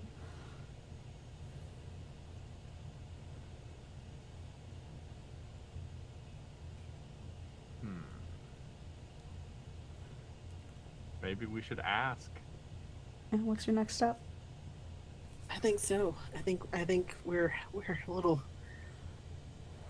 turned around. I think it's probably a good thing to ask someone. Yeah. Okay. Oh God, what I have no idea what I named her. Tanner mentioned her. No idea what I named her. Oh, let me see if I can find it.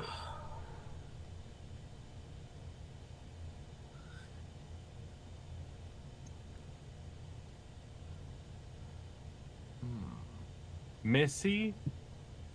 Maybe? I don't know. We'll go with Missy. Alright, so you guys go looking for someone to ask, and while people are working and like living their life, tending to stuff, a lot of them are either attempting to figure out how to save their plants from this weird corruption stuff, or attempting to prepare other things for, just general life. it would not be too difficult to find someone to ask. How do you go about that? Go ahead and make a roll. Let's see how that works for you. Great. I have faith in us. I have so much faith in you. Ooh. Would you roll? 8. 17. 17. So the Polyurna native just knows how to deal with the fellow farming and agricultural community. Do, I guess. Yeah. So, looking around, you eventually find someone that is probably in the middle of some sort of errand, but they don't have anything in hand at the moment, and are easy enough to stop. And they probably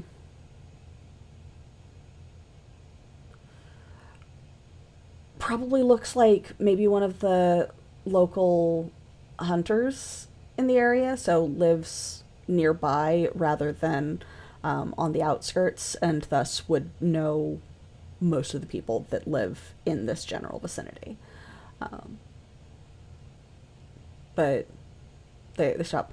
Oh, hello? Oh, hi there. You look like you live around here. We were looking for the local chicken man. Chicken family more than anything else, but yes. That would be there, and just points to the end house on the block. Oh, perfect. Yeah, we were hoping to have a conversation about their chickens. So thank you so much. If they've hired you to cut holes into our storage facility, I may not have lived here for very long, but I can say that all of us will object. No, they hadn't done that. We actually hadn't met them yet. But what was this about them? The chickens, like Well, why are they like where is this, like what's the source of this conflict that's happening? well, Missy and her husband and brother all have it in their head that the chickens and a couple of the other animals, I believe a goat, are all disturbed by the things that are happening out there that we've been attempting to avoid, and as such, trying to find them a safer hostel in town. So they want to convert their portion of the storage facility into a chicken coop and add a fence and cut a hole in it that would, allow elements again into our storage facility where we keep our food. I think I'm starting to see where the conflict's coming from then. Yes. Yeah, that makes a lot of sense. Now so this came up because of the blight, is that correct? Yes. A lot of the folks that are multi-generational here are, shall we say, panicking. But strange things happen everywhere. And again, I haven't lived here for very long, only a few years. But it is nice, it is peaceful, and this will pass, just like everything else. Now as far as them, I know you said, I'm so sorry, you said you're new, but do you know about if the town has experienced something quite like this before, or is this is it just because it's been a while that everyone's freaking out? I do not rightly know, though I would assume that the answer would be no, due to the level of confusion and panic. It has at least helped my business. I'm a bit of a trapper. Ah, I see. Well, we may be wanting to stop by soon. What was your name again? So that way if we need to like get any trapping done or Phelan. Phelan. Yeah, in case the little one needs to be fed anytime soon, we'll probably procure your services, and then that's when I gesture to Bobby Joe. A wildebeest. Okay.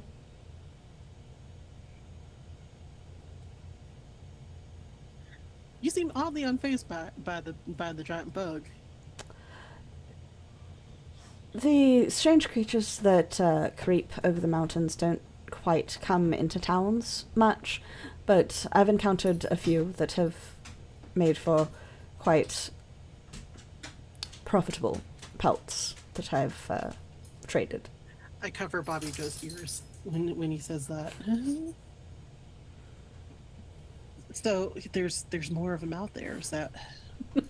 I love Ash in the background just going, "What ears? What?"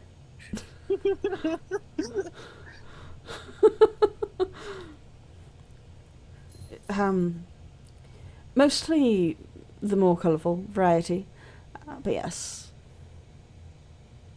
Colorful. Interesting. And you said they're coming from the mountains? that's what the tracks would indicate. Yes. When did you start seeing these tracks? Is it relatively new, or have they been around for a while? A few months. Yeah, interesting. And anything else, perhaps odd, that you've had to adapt to in your business? Well, it's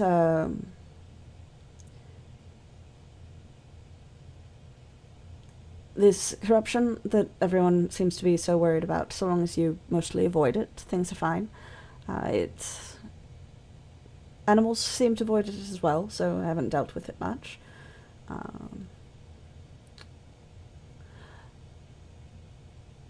There were these hummingbirds. They came through like a swarm of bees. Yeah, we're oddly familiar with those hummingbirds. Yes. Quite nasty little critters. Violent creatures. They do taste a little bit like quail, though. That is also good to know. I'll keep that in mind. Well, if you we may be in town for like maybe like a day or two, depending. We're hoping to help out our friend who experienced an odd little medical emergency that we're trying to figure out. Yeah, feel free to if you notice anything that's odd, we'll be around. Well, if you need a place to stay, we don't really have inns per se, but I do have a loft that, for the correct price, I would be willing to rent out.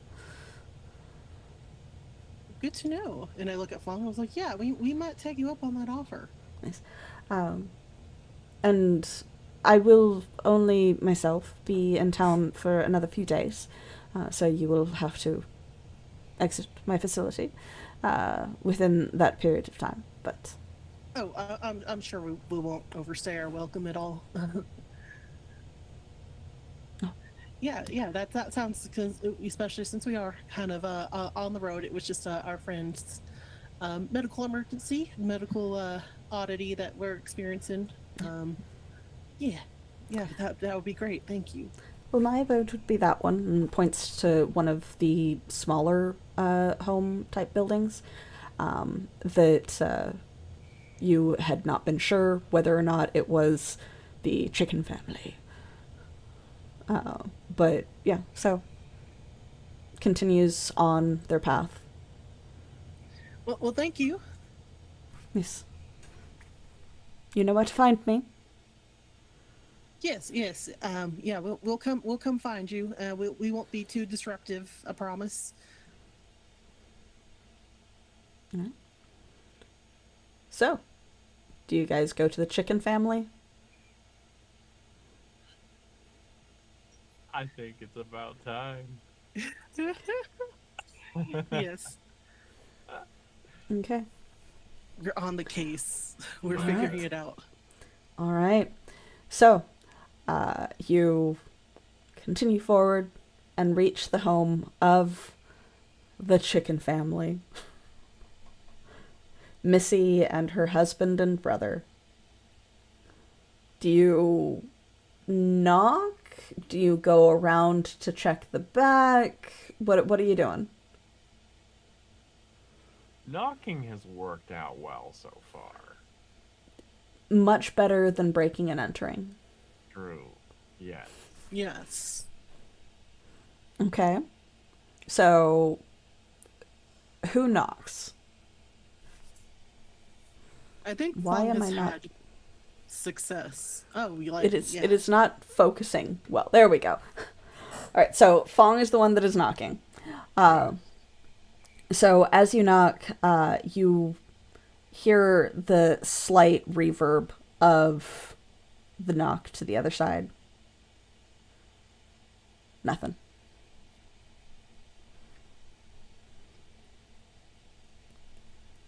Maybe they're out back. Is there a backyard? No. Start like looking. It seems to be another one of those kind of food forest arrangement type of areas that all like one bleeds into the next, and it's probably the source of local drama to decide where one ends and another one begins. Further into it, you can vaguely see the shape of what is probably an attempt at a more naturalist looking chicken coop or home of some kind. And you see a couple people out there doing something. They don't seem to be digging the way that the others that you've seen are.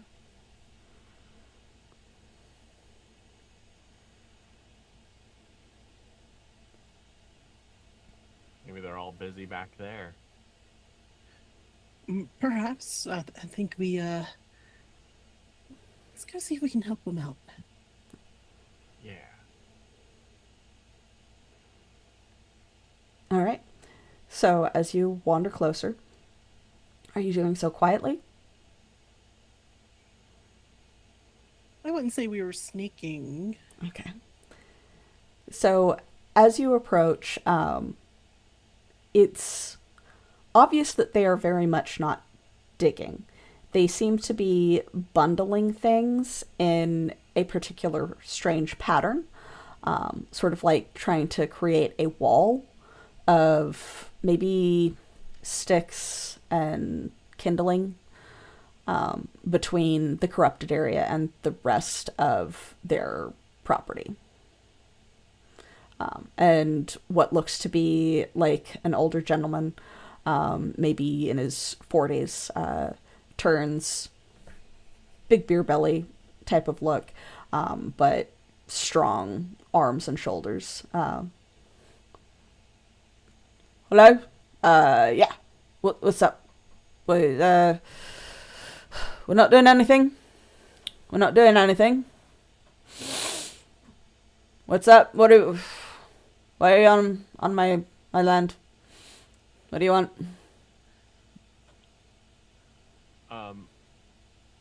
Are you the chicken man?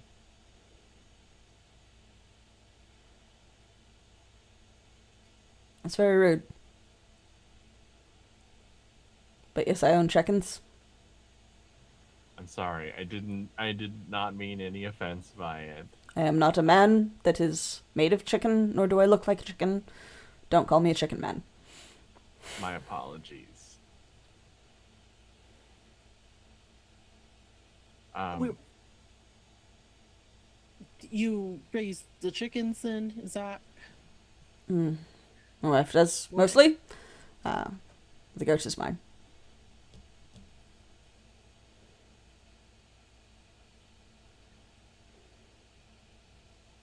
okay? Well, the goat looks really nice. So we're The we're from goat we're from isn't out of town. here right now. Do you see the goat at the moment?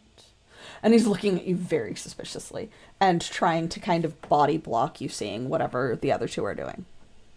Um, yeah. So we're visiting from out of town. We have a friend who is experiencing a bit of an issue, and it seems like the town sort of is related to the issue that our friend is experiencing. Um, um, so we just had a couple questions about potentially because it seems like from just asking around that there's perhaps you may have seen something that could help us out, perhaps. Well, And the whole time she is looking, she is actively trying to look. She is not hiding it at all. and he like shifts and shimmies slightly, so it's this very strange dance because he's trying not to make it look like he's trying to block her vision with his body, but he is still doing it. So it's a very strange dance contortion that is happening. Well, haven't seen anything at all, other than everything that everybody else has seen. And if it's related to town, it didn't happen here.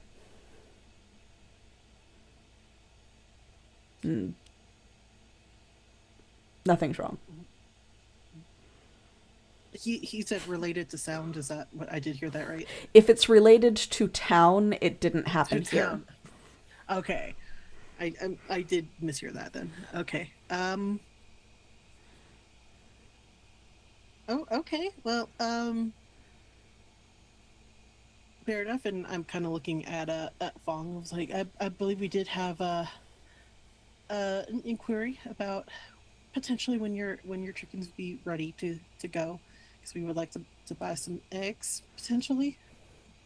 Well, just like everything else in town, nothing's really coming up or out or anything. That's what Missy says, so no eggs. That's a shame. Yeah, we've been hearing that everyone in town is having some problems with the about a month ago that started happening. Am I understanding that correctly? Month or two? Yeah. Same like everybody else. Right. And well, not I'm not saying anything about it, but not implying anything, but it is just kind of like um your chickens, they are acting like they're okay, right? Well, when Missy says it, sounds a lot like they are stressed out, and I don't think I want any of our animals with all of this strange things that are happening all over the town, not just here. It's so I would like to, move them to somewhere safer. Yes. And what kind of strange things? Because we kind of my friend and I here, we deal with strange. Yeah. The ground looks like it's made of burning coals. We did notice that on in yeah. And you've found a way to deal with that. You deal with strange things. Well, we're kind of in the beginning of our investigation, so we are trying to pinpoint potential leads, and so it's kind of why we're asking everyone about what they saw. Yeah. Well, what we've seen is the ground looking dangerous and things dying where that happens, and us not wanting our chickens to die because it's been spreading. So, what everybody else has seen. Nothing else is wrong. Like no plants that mysteriously growing and you've never seen before? Nothing like that? Not that we've seen. Interesting. So I'll make sure to keep a note on that. Has that been happening too? Potentially. Invasive species. Interesting. Yeah. seems like they are quite literally popping up out of nowhere. Quite well, not like nowhere. We think we know where they come from. Just it would be not local. And Full they're full grown. the source of this strange land blight thing. I don't know if it's a source or just somehow related because it seems like whenever that does happen, they'd be affected by it too. So I don't know if it's one causing the other to happen or one suffering because it's happening, and it's kind of one of those things that we are also trying to investigate. Hey, Lucas, it's ready. Do you have the stuff to make the fire? Shouted from behind him.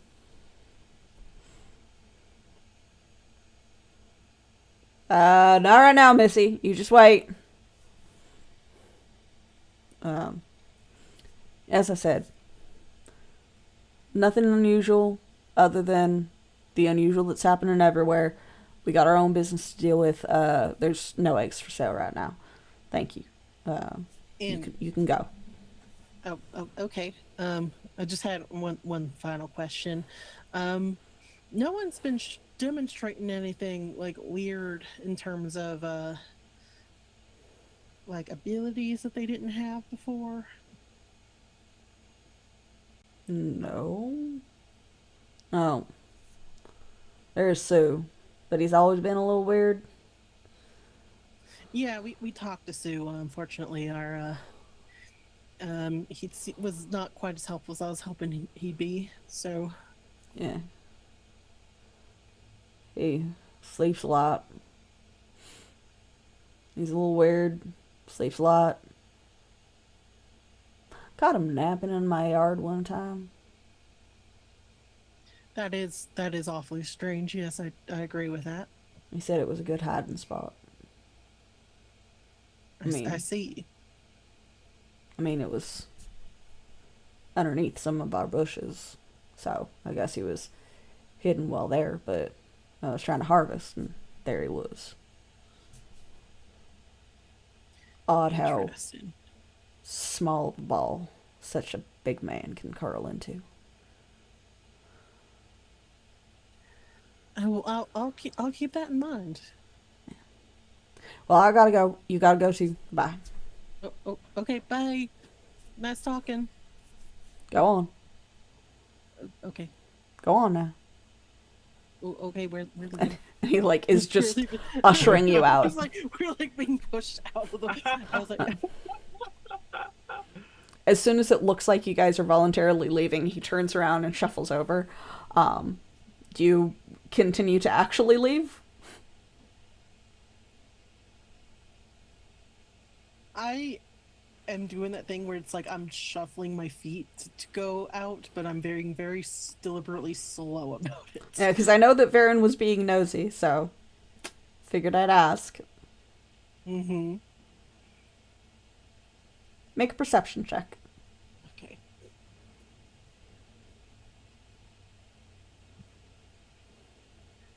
15. 15.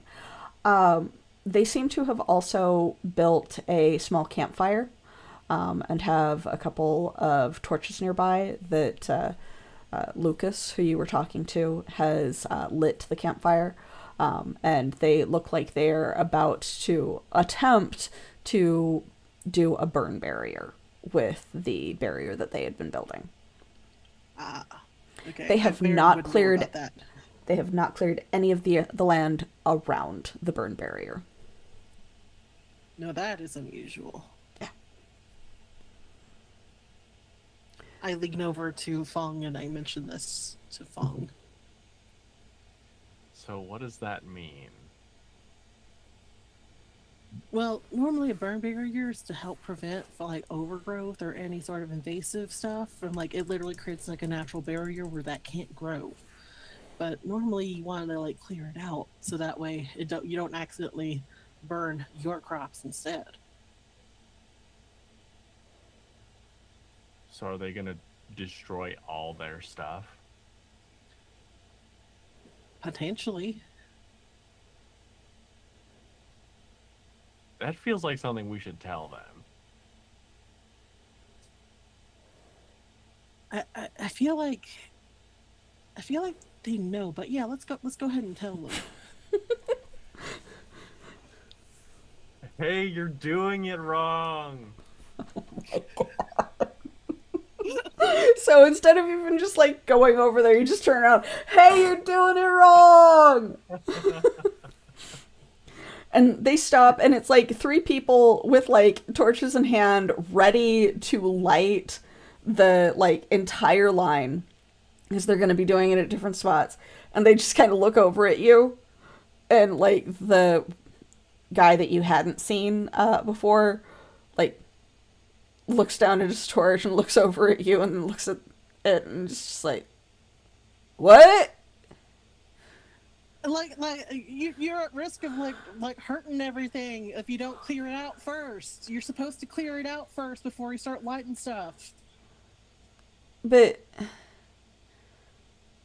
we've already lost enough of our crops. We're just gonna burn the bad stuff. Don't worry. It like you guys didn't see anything. It's gonna be fine. And he's going to light the barrier. Oh, okay. If you say so. Don't say I didn't warn you. You guys just let it happen? That's about all we could do. Okay. So as they are just like, yeah, no, it's fine. Missy seems to pause a little bit. She's a little further on, and Lucas is still just kind of standing there.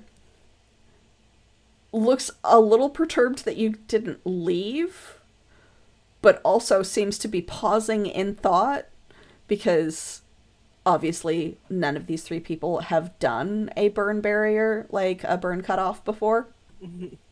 And so he's like, seems to be contemplating it, but Missy's brother, who was just like, yeah, no, it's fine, we're just gonna burn the dangerous stuff, lights the barrier where he is. It takes it a minute to start catching, and it begins to spread because they've used predominantly dry kindling, and it starts to spread.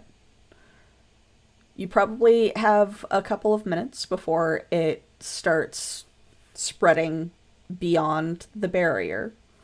Are you going to do anything about it, or are you just going to watch? Farron, Yes. what kind of damage is this gonna do? Well, I mean, besides the obvious of like burning everything down, including like the house and all of their belongings and stuff. So we should probably like Impossible probably wildfire. possible wildfire burns out of control, burns everything in the area. So yeah, I feel like maybe we should help. All right. Okay. Gloves on. And you immediately like just like and you go to dig a rut so that it can't spread. Yeah. Okay. I think Fang is gonna be leaning heavy on Varen for like where he should, because he's not sure like how it all works. Okay. Yeah, I feel like I would be pointing out like where the barrier should be Okay. to avoid. Ash, can I get a perception check from you?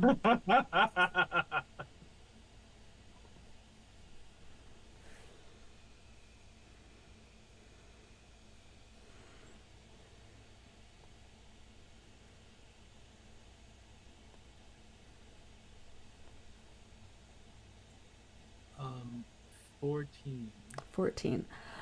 Initially, you see like the faintest hints of smoke from behind one of the houses.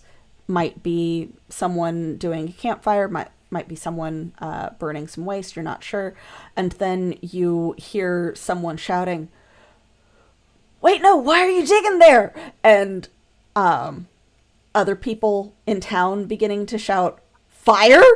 And there's just a rush of whoever is available and not working heading in that direction as the fire does spread a little faster than Fang can dig a rut, but Fang is able to at least surround enough of an area to keep it partially contained, as others also show up, begin berating the family for an improperly used burn, and are trying to toss water and various things on the fire so it doesn't spread.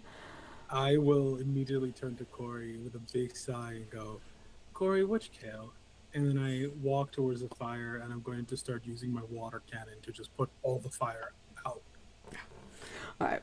So it's probably a good 30 minutes to an hour worth of work, because there was a lot of fuel for the fire that they had spent the majority of the day setting up.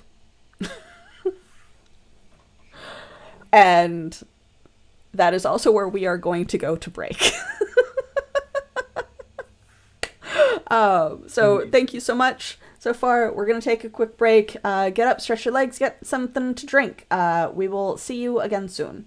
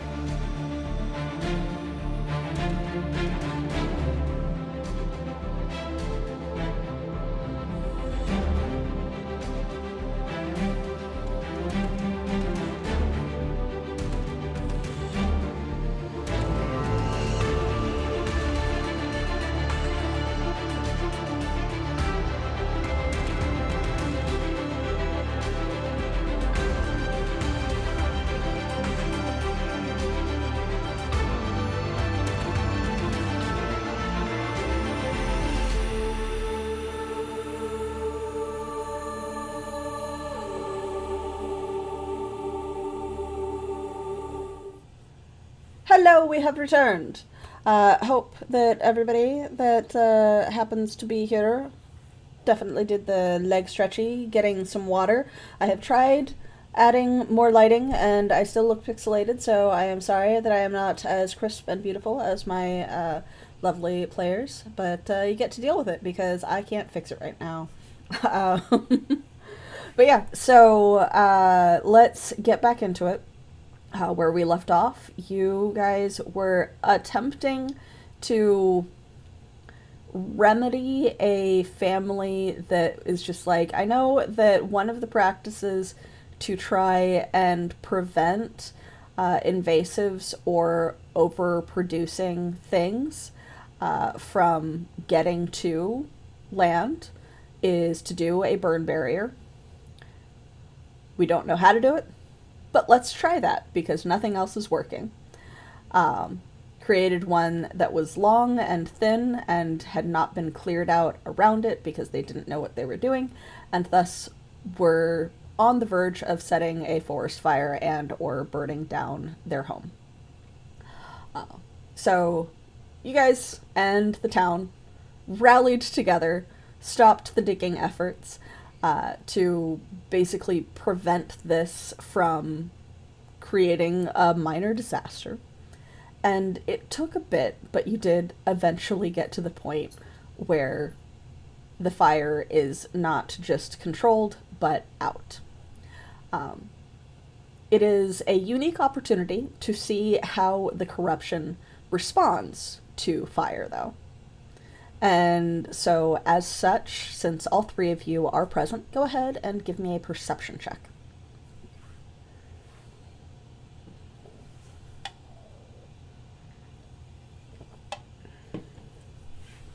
Ten. Well, I rolled a 5, but they get a perception bonus from me. Okay. Nice. I'm here. Okay. 14. 14. Fang would probably be the only one that notices it, and you are also probably very front and center with your digging gloves, your tunneling gloves. The corruption doesn't seem to be responding the way that a living thing would with, like, retracting, but it does look like some of the area that had been affected is now just ashy instead of blighted.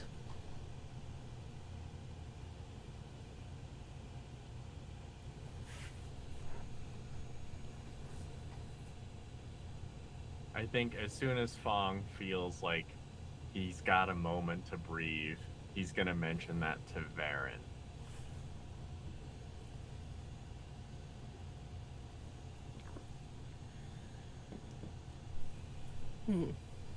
So it seems like burning does kill off. It's good to know. Yeah. Use fire. Use fire.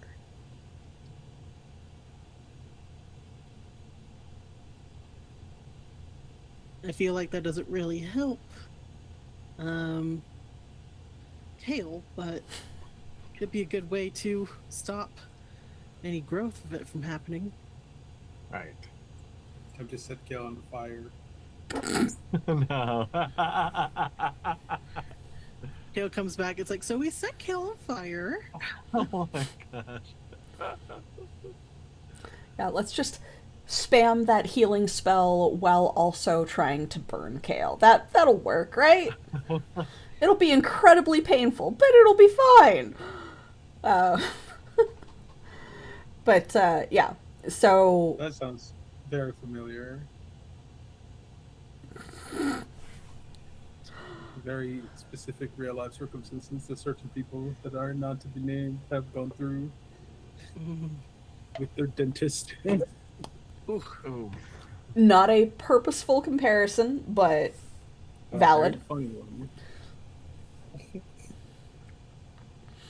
All right. So Sorry. it's all right. Unfortunately, Ash has gone through some unfortunate circumstances with a dental, I don't want to call them professional, recently. Um, Asshole. This yeah, is what I call them. yeah, Yeah. yeah. Um, but, so with that discovery, Ash, what is Bal doing as the last of the fire gets put out? Probably, probably trying to figure out who the fuck is setting fire to the place. That is fairly obvious because several of the other town residents have been berating and, in some cases, trying to detain the chicken family. So Mr. there and is. Mrs. Chicken and their son, Boy Chicken. Yeah. My brain So tried to combine chicken and Guillermo, and it did not work out. yeah, so there is a little bit of an argument going on over there, to one side, with them arguing about how it was the best thing they could think of to protect their land, and others going, you almost said a forest fire, and it's just a back and forth. As like a couple of the burlier people from town are trying to hold at least one of the two perpetrators, or the three perpetrators, still. And one of them is screeching in a manner that is hilariously chicken like. It sounds a lot like chicken balking and screaming. Like, it's very memeable.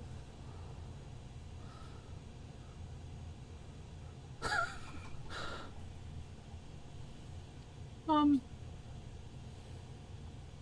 I think she's just kind of storming up to give this guy a piece of their mind, this person a piece of her mind, and then she just stops. It just takes like a solid minute of consideration to what her life has become.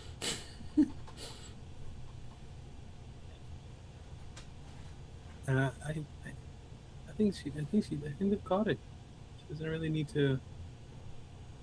She doesn't know that these are the chicken people anyway. So, No. But yeah, there does seem to be the public outcry against the perpetrators that is resulting in a lot of drama. And were this to be a like TV show or cartoon, definitely something that would be turned into a GIF, because Missy very much resembles her pets. She doesn't look like a chicken, but she kind of sounds like one and like bobs her head as she's like arguing. It's hilarious to watch. I will return to the cart then. Okay. So, Fang, Varen, you have succeeded in helping to stem the fire issue and made at least a theory of a discovery. What's next?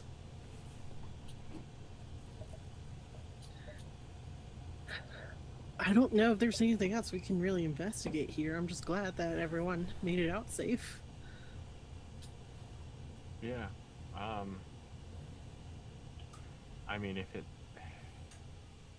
the corruption, at least we learned something about it. Yeah, that it's recent. Yeah, yeah. I think maybe we just venture towards where we were going. It seems to be the source of all our problems. Yeah, I think that's the best course of action.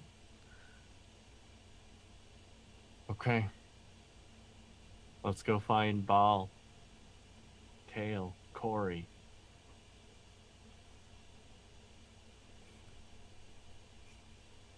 Yeah. Okay. So, venturing back, smelling faintly of smoke, you would find a equally smelling faintly of smoke Bal at the cart with Corey and Kale.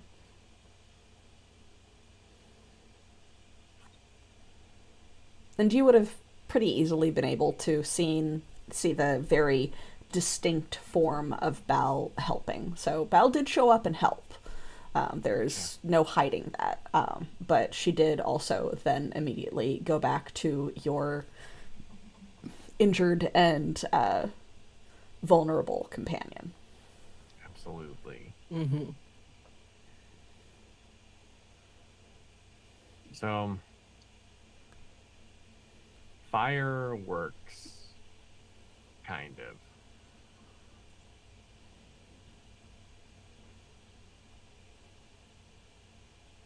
Sure, I guess if you want to burn down a forest. I did learn, and Fang will gesture towards Varen, of ways to do a controlled burn thing. So, I guess if we find more of the corruption, we can do it right. Unlike gestures towards the disaster. The chicken people. The chicken people. Well, wait, hang on, how? What? Well, it seems like the burning does affect the corruption and gets rid of it.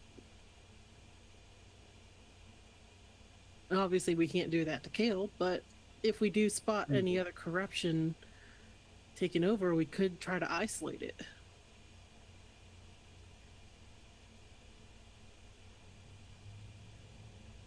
Sure.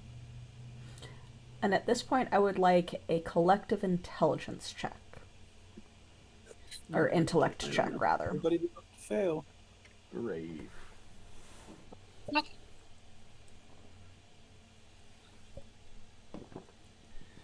This isn't bad. I rolled a 9. 10. 19. Okay. Oh, thank God. Burn and fire equals balls. I also have 3 edge and intellect, so I could have put a level of effort into it if I needed to. So, you only interacted with this person very briefly, but had been described as weird. And you heard was referring to people as being particularly superstitious about him. But there was a very tall individual that you met very briefly at the beginning of this whole town thing who had a burn scar across his face and down his neck that people think are weird, and he sleeps a lot and people are superstitious about him.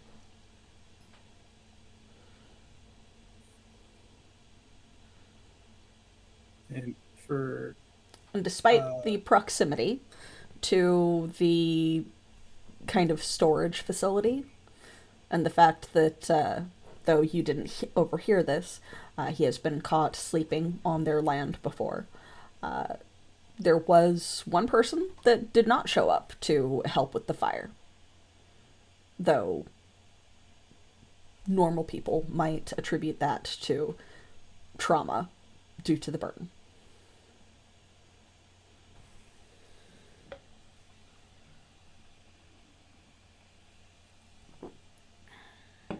Uh-huh.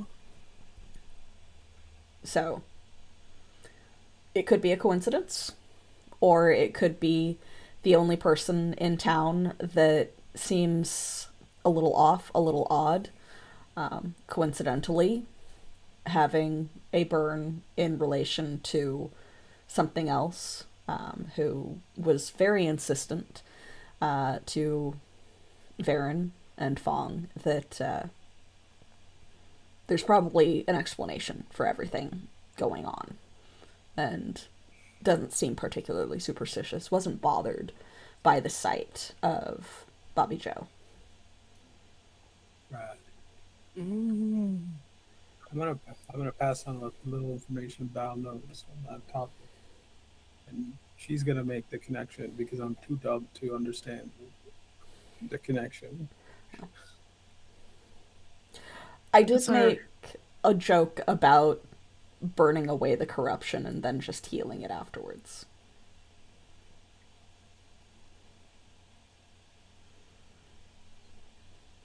So Baron and Fong look at each other like, that sounds an awful lot like Sue.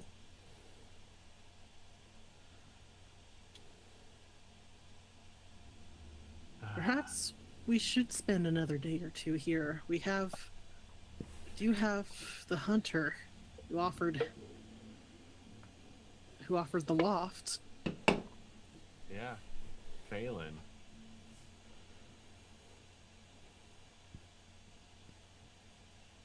Perhaps Sue does know more than he lets on.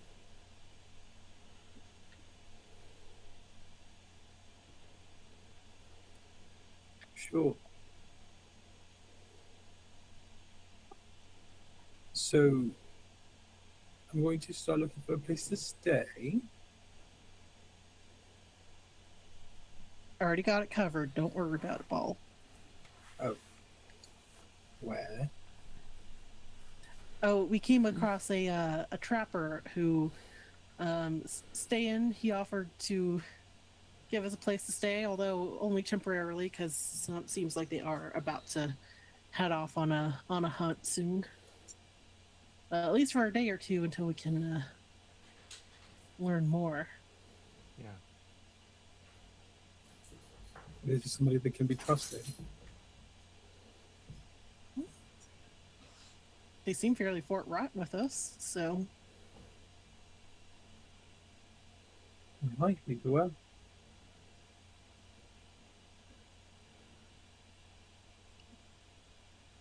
Okay. they didn't seem bothered by Bobby Joe either, so. Matter of fact, said that there were other Bobby Joes out there. Some in different colors. Although I might have to keep Bobby Joe away from him. He did say that they do make some pretty good, some interesting coats, but that's neither here nor there in the grand scheme of things, I guess. Right. Okay.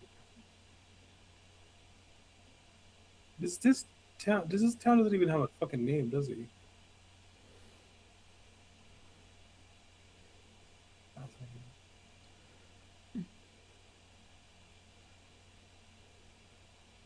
Okay. Nothing suspicious about that at all. Well, towns and villages, etc., get names because they need to be referenced in some fashion. Something so small that it's basically just a stop to occasionally trade for some supplies on your way to somewhere. Like, there's no shops, there's no inn to stay in. It's sort of like trying to name a collection of farms on the middle of a highway. They might have a name, but that's only because in modern times we want to be able to say, this is where they are, this is where we can tax. Right. Like, several of the places thus far that you've passed through that have been just small little collections of way stops have been no-name little towns that are just on the route. Okay. But you guys go over to Phelan's home that is literally 2 doors down. Not like, again, middle of suburbia close to each other, but only 2 homes down from the chicken people and their fiery backyard. And you do find Phelan probably coming back from also helping with the situation. Soot on their hands and on their clothes that they're trying to brush off. And they look like they are en route to grab something. Like, they look like they have a mission right now.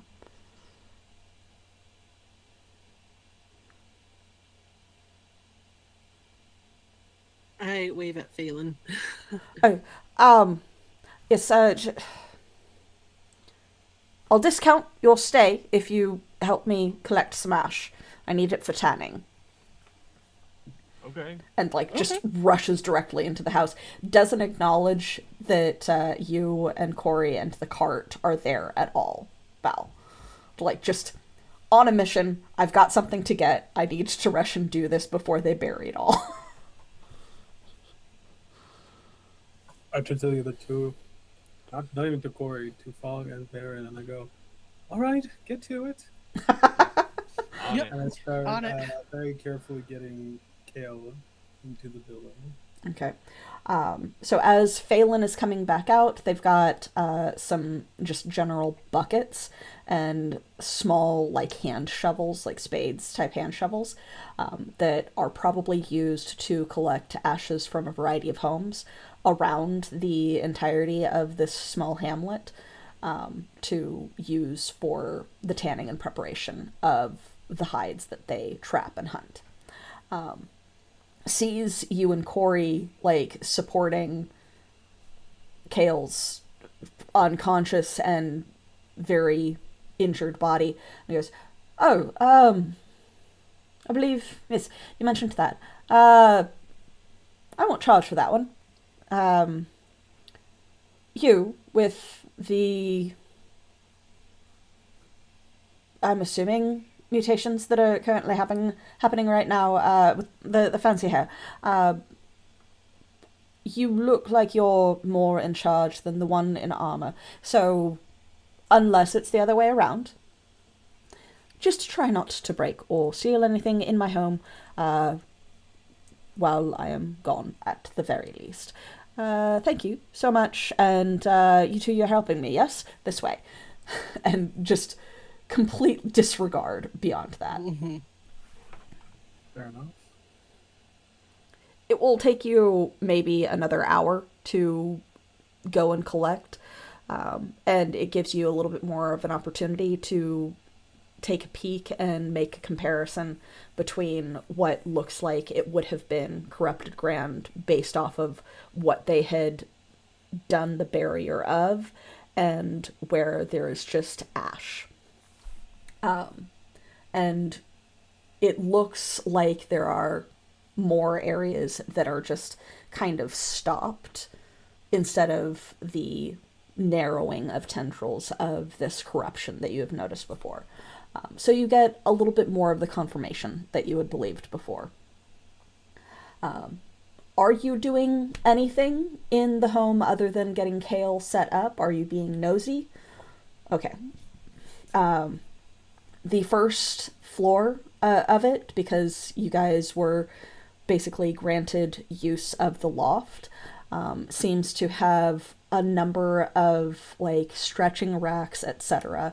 It's half home, half preparation area, and there is an obvious door to the back that is probably more of a like, skins and various objects preparation area from whatever is trapped and caught by this individual. There's the distinct smell of kind of leather and ammonia to the home because of doing all of the preparation themselves. But you also see a wide variety of pelts and, like, carved bones and antlers and stuff that might be chitin from large insects, maybe, of various colors and textures that are all in various stages of being prepared for either a trip out to trade or use at home. Up in the loft, it's mostly kind of the mundane, what you would expect pelts and leathers to be like.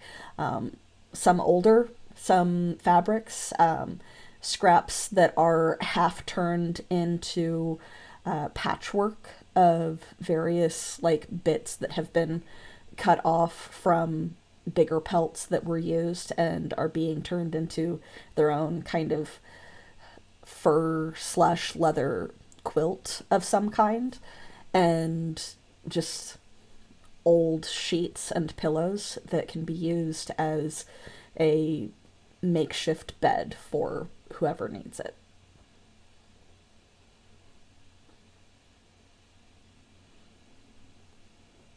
But when you guys get back, Phelan will say that instead of 50 clip, they will happily take 20 per person. Oh, wow. Not bad. You were useful. Yes. Nothing is damaged, and you definitely helped to collect materials that they wanted.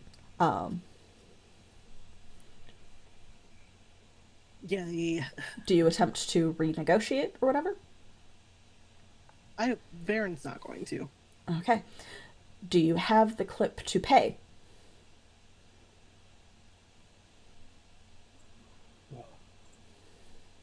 I do. Yeah, that's what I'm just like, do you have the clip to pay, and do you attempt to argue or renegotiate? Like 20? Yeah, 20 per person, not including Kale. Because they're letting Kale stay for free. Okay. All right. Okay.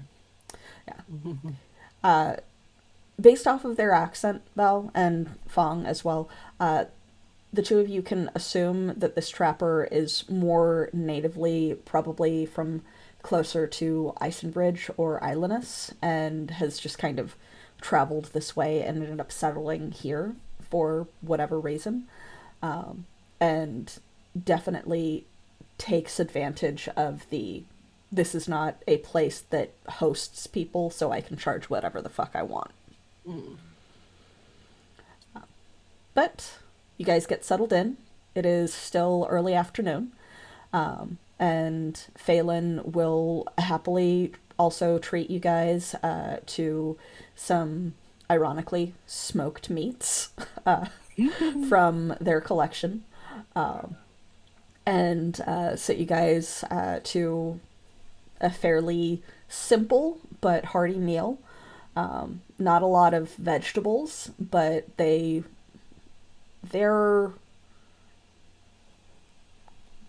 business, their industry, hasn't been as deeply affected by the corruption blight as the rest of the residents. So they are not as hard up for food.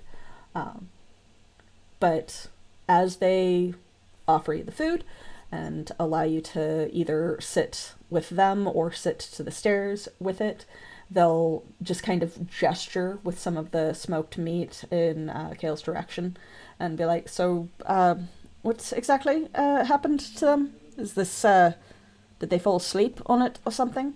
And that is where we end.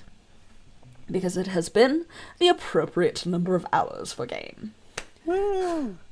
Nice. So we might have an Alina back next time, and I believe that we will be missing Matt. But you are indeed still in town with a couple of things to be able to either exposition on and or continue to investigate, because we have discovered a couple of things that might give you clues while here. But yeah, so thank you so much for game, as always. You guys are always entertaining. They're always entertaining as characters. But yeah, so let's go ahead and go around introducing ourselves again. I'm going to see if I can find anybody for us to raid. This time we will start with Amanda. Oh, hello everyone. My name is Amanda, aka Panda Cabra. I was Varen Lek, the weird adept who dances with dark matter, Siphon's power. I'm so good at investigating you guys. So all of us use she, her pronouns, and you can find me on the internet at Panda Cabra, and that is mostly Blue Sky and Discord. So I'm usually always around the Discord, so feel free to join the Altered Echo Archives Discord and come say hello. Other than that, I don't really have too many projects. I do finally have some time off for vacation time, which I'm going to finally enjoy. Until then, I'll just be hanging out. So, Matt. Thank turn. you. I'm Matt, he, him, Fang Wu, he, they, the risk-taking warrior who fights with panache, occasionally walks through walls, and forgets things sometimes. And y'all, this is amazing. This is such a wonderful game. I love playing with y'all. I'll miss y'all next time, but I'll be rooting for you. I know we'll get to the bottom of this and solve the problems. And I guess finally talk with the one guy, maybe the more important guy that Fong was avoiding talking to. But over to you, Ash. Hello, I'm Ash. I'm not gonna give my usual spiel because I don't want to hurt, but I'm officially done with the summer. This last Friday was it, which means that I'll probably be back to my usual shenanigans online when I get better. Until then, go, Evie. All right, so thank you so much. Yeah, maybe you guys will finally investigate random NPC named Maurice who ate some corrupted food and had a bellyache. But yes, so we will try and catch up with the story next time. But I'm Evie, the Disaster GM. My pronouns are she, they, or any because I don't really care. And I am the GM for this and our other two primary Cypher campaigns because I love running Cypher. You can normally just kind of catch me here. Sometimes I might appear on Fuzka's stream because we love Fuz. But right now I am off of my guest rotation with them. And yeah, so don't forget to follow, like, subscribe, click whatever necessary buttons on whichever platform you happen to be watching us on. You can go ahead and join our Discord if you want to chat with us and ask any questions, because we do kind of loiter on our Discord on a fairly regular basis. I'm chronically online, so that's just what happens. But yeah, so we will catch you guys next time. I have decided we are going to be rating Spirits of the Game again, so if you are watching on Twitch, go ahead and stick around for that raid. They will be starting soon, so unlike last raid, they will actually still be there when we raid, because on my last raid, we raided and they promptly ended, so it went through and then it was done. But yes, so we will be there, so stick around for that. Thank you so much, and we will see you guys next time. Bye-bye!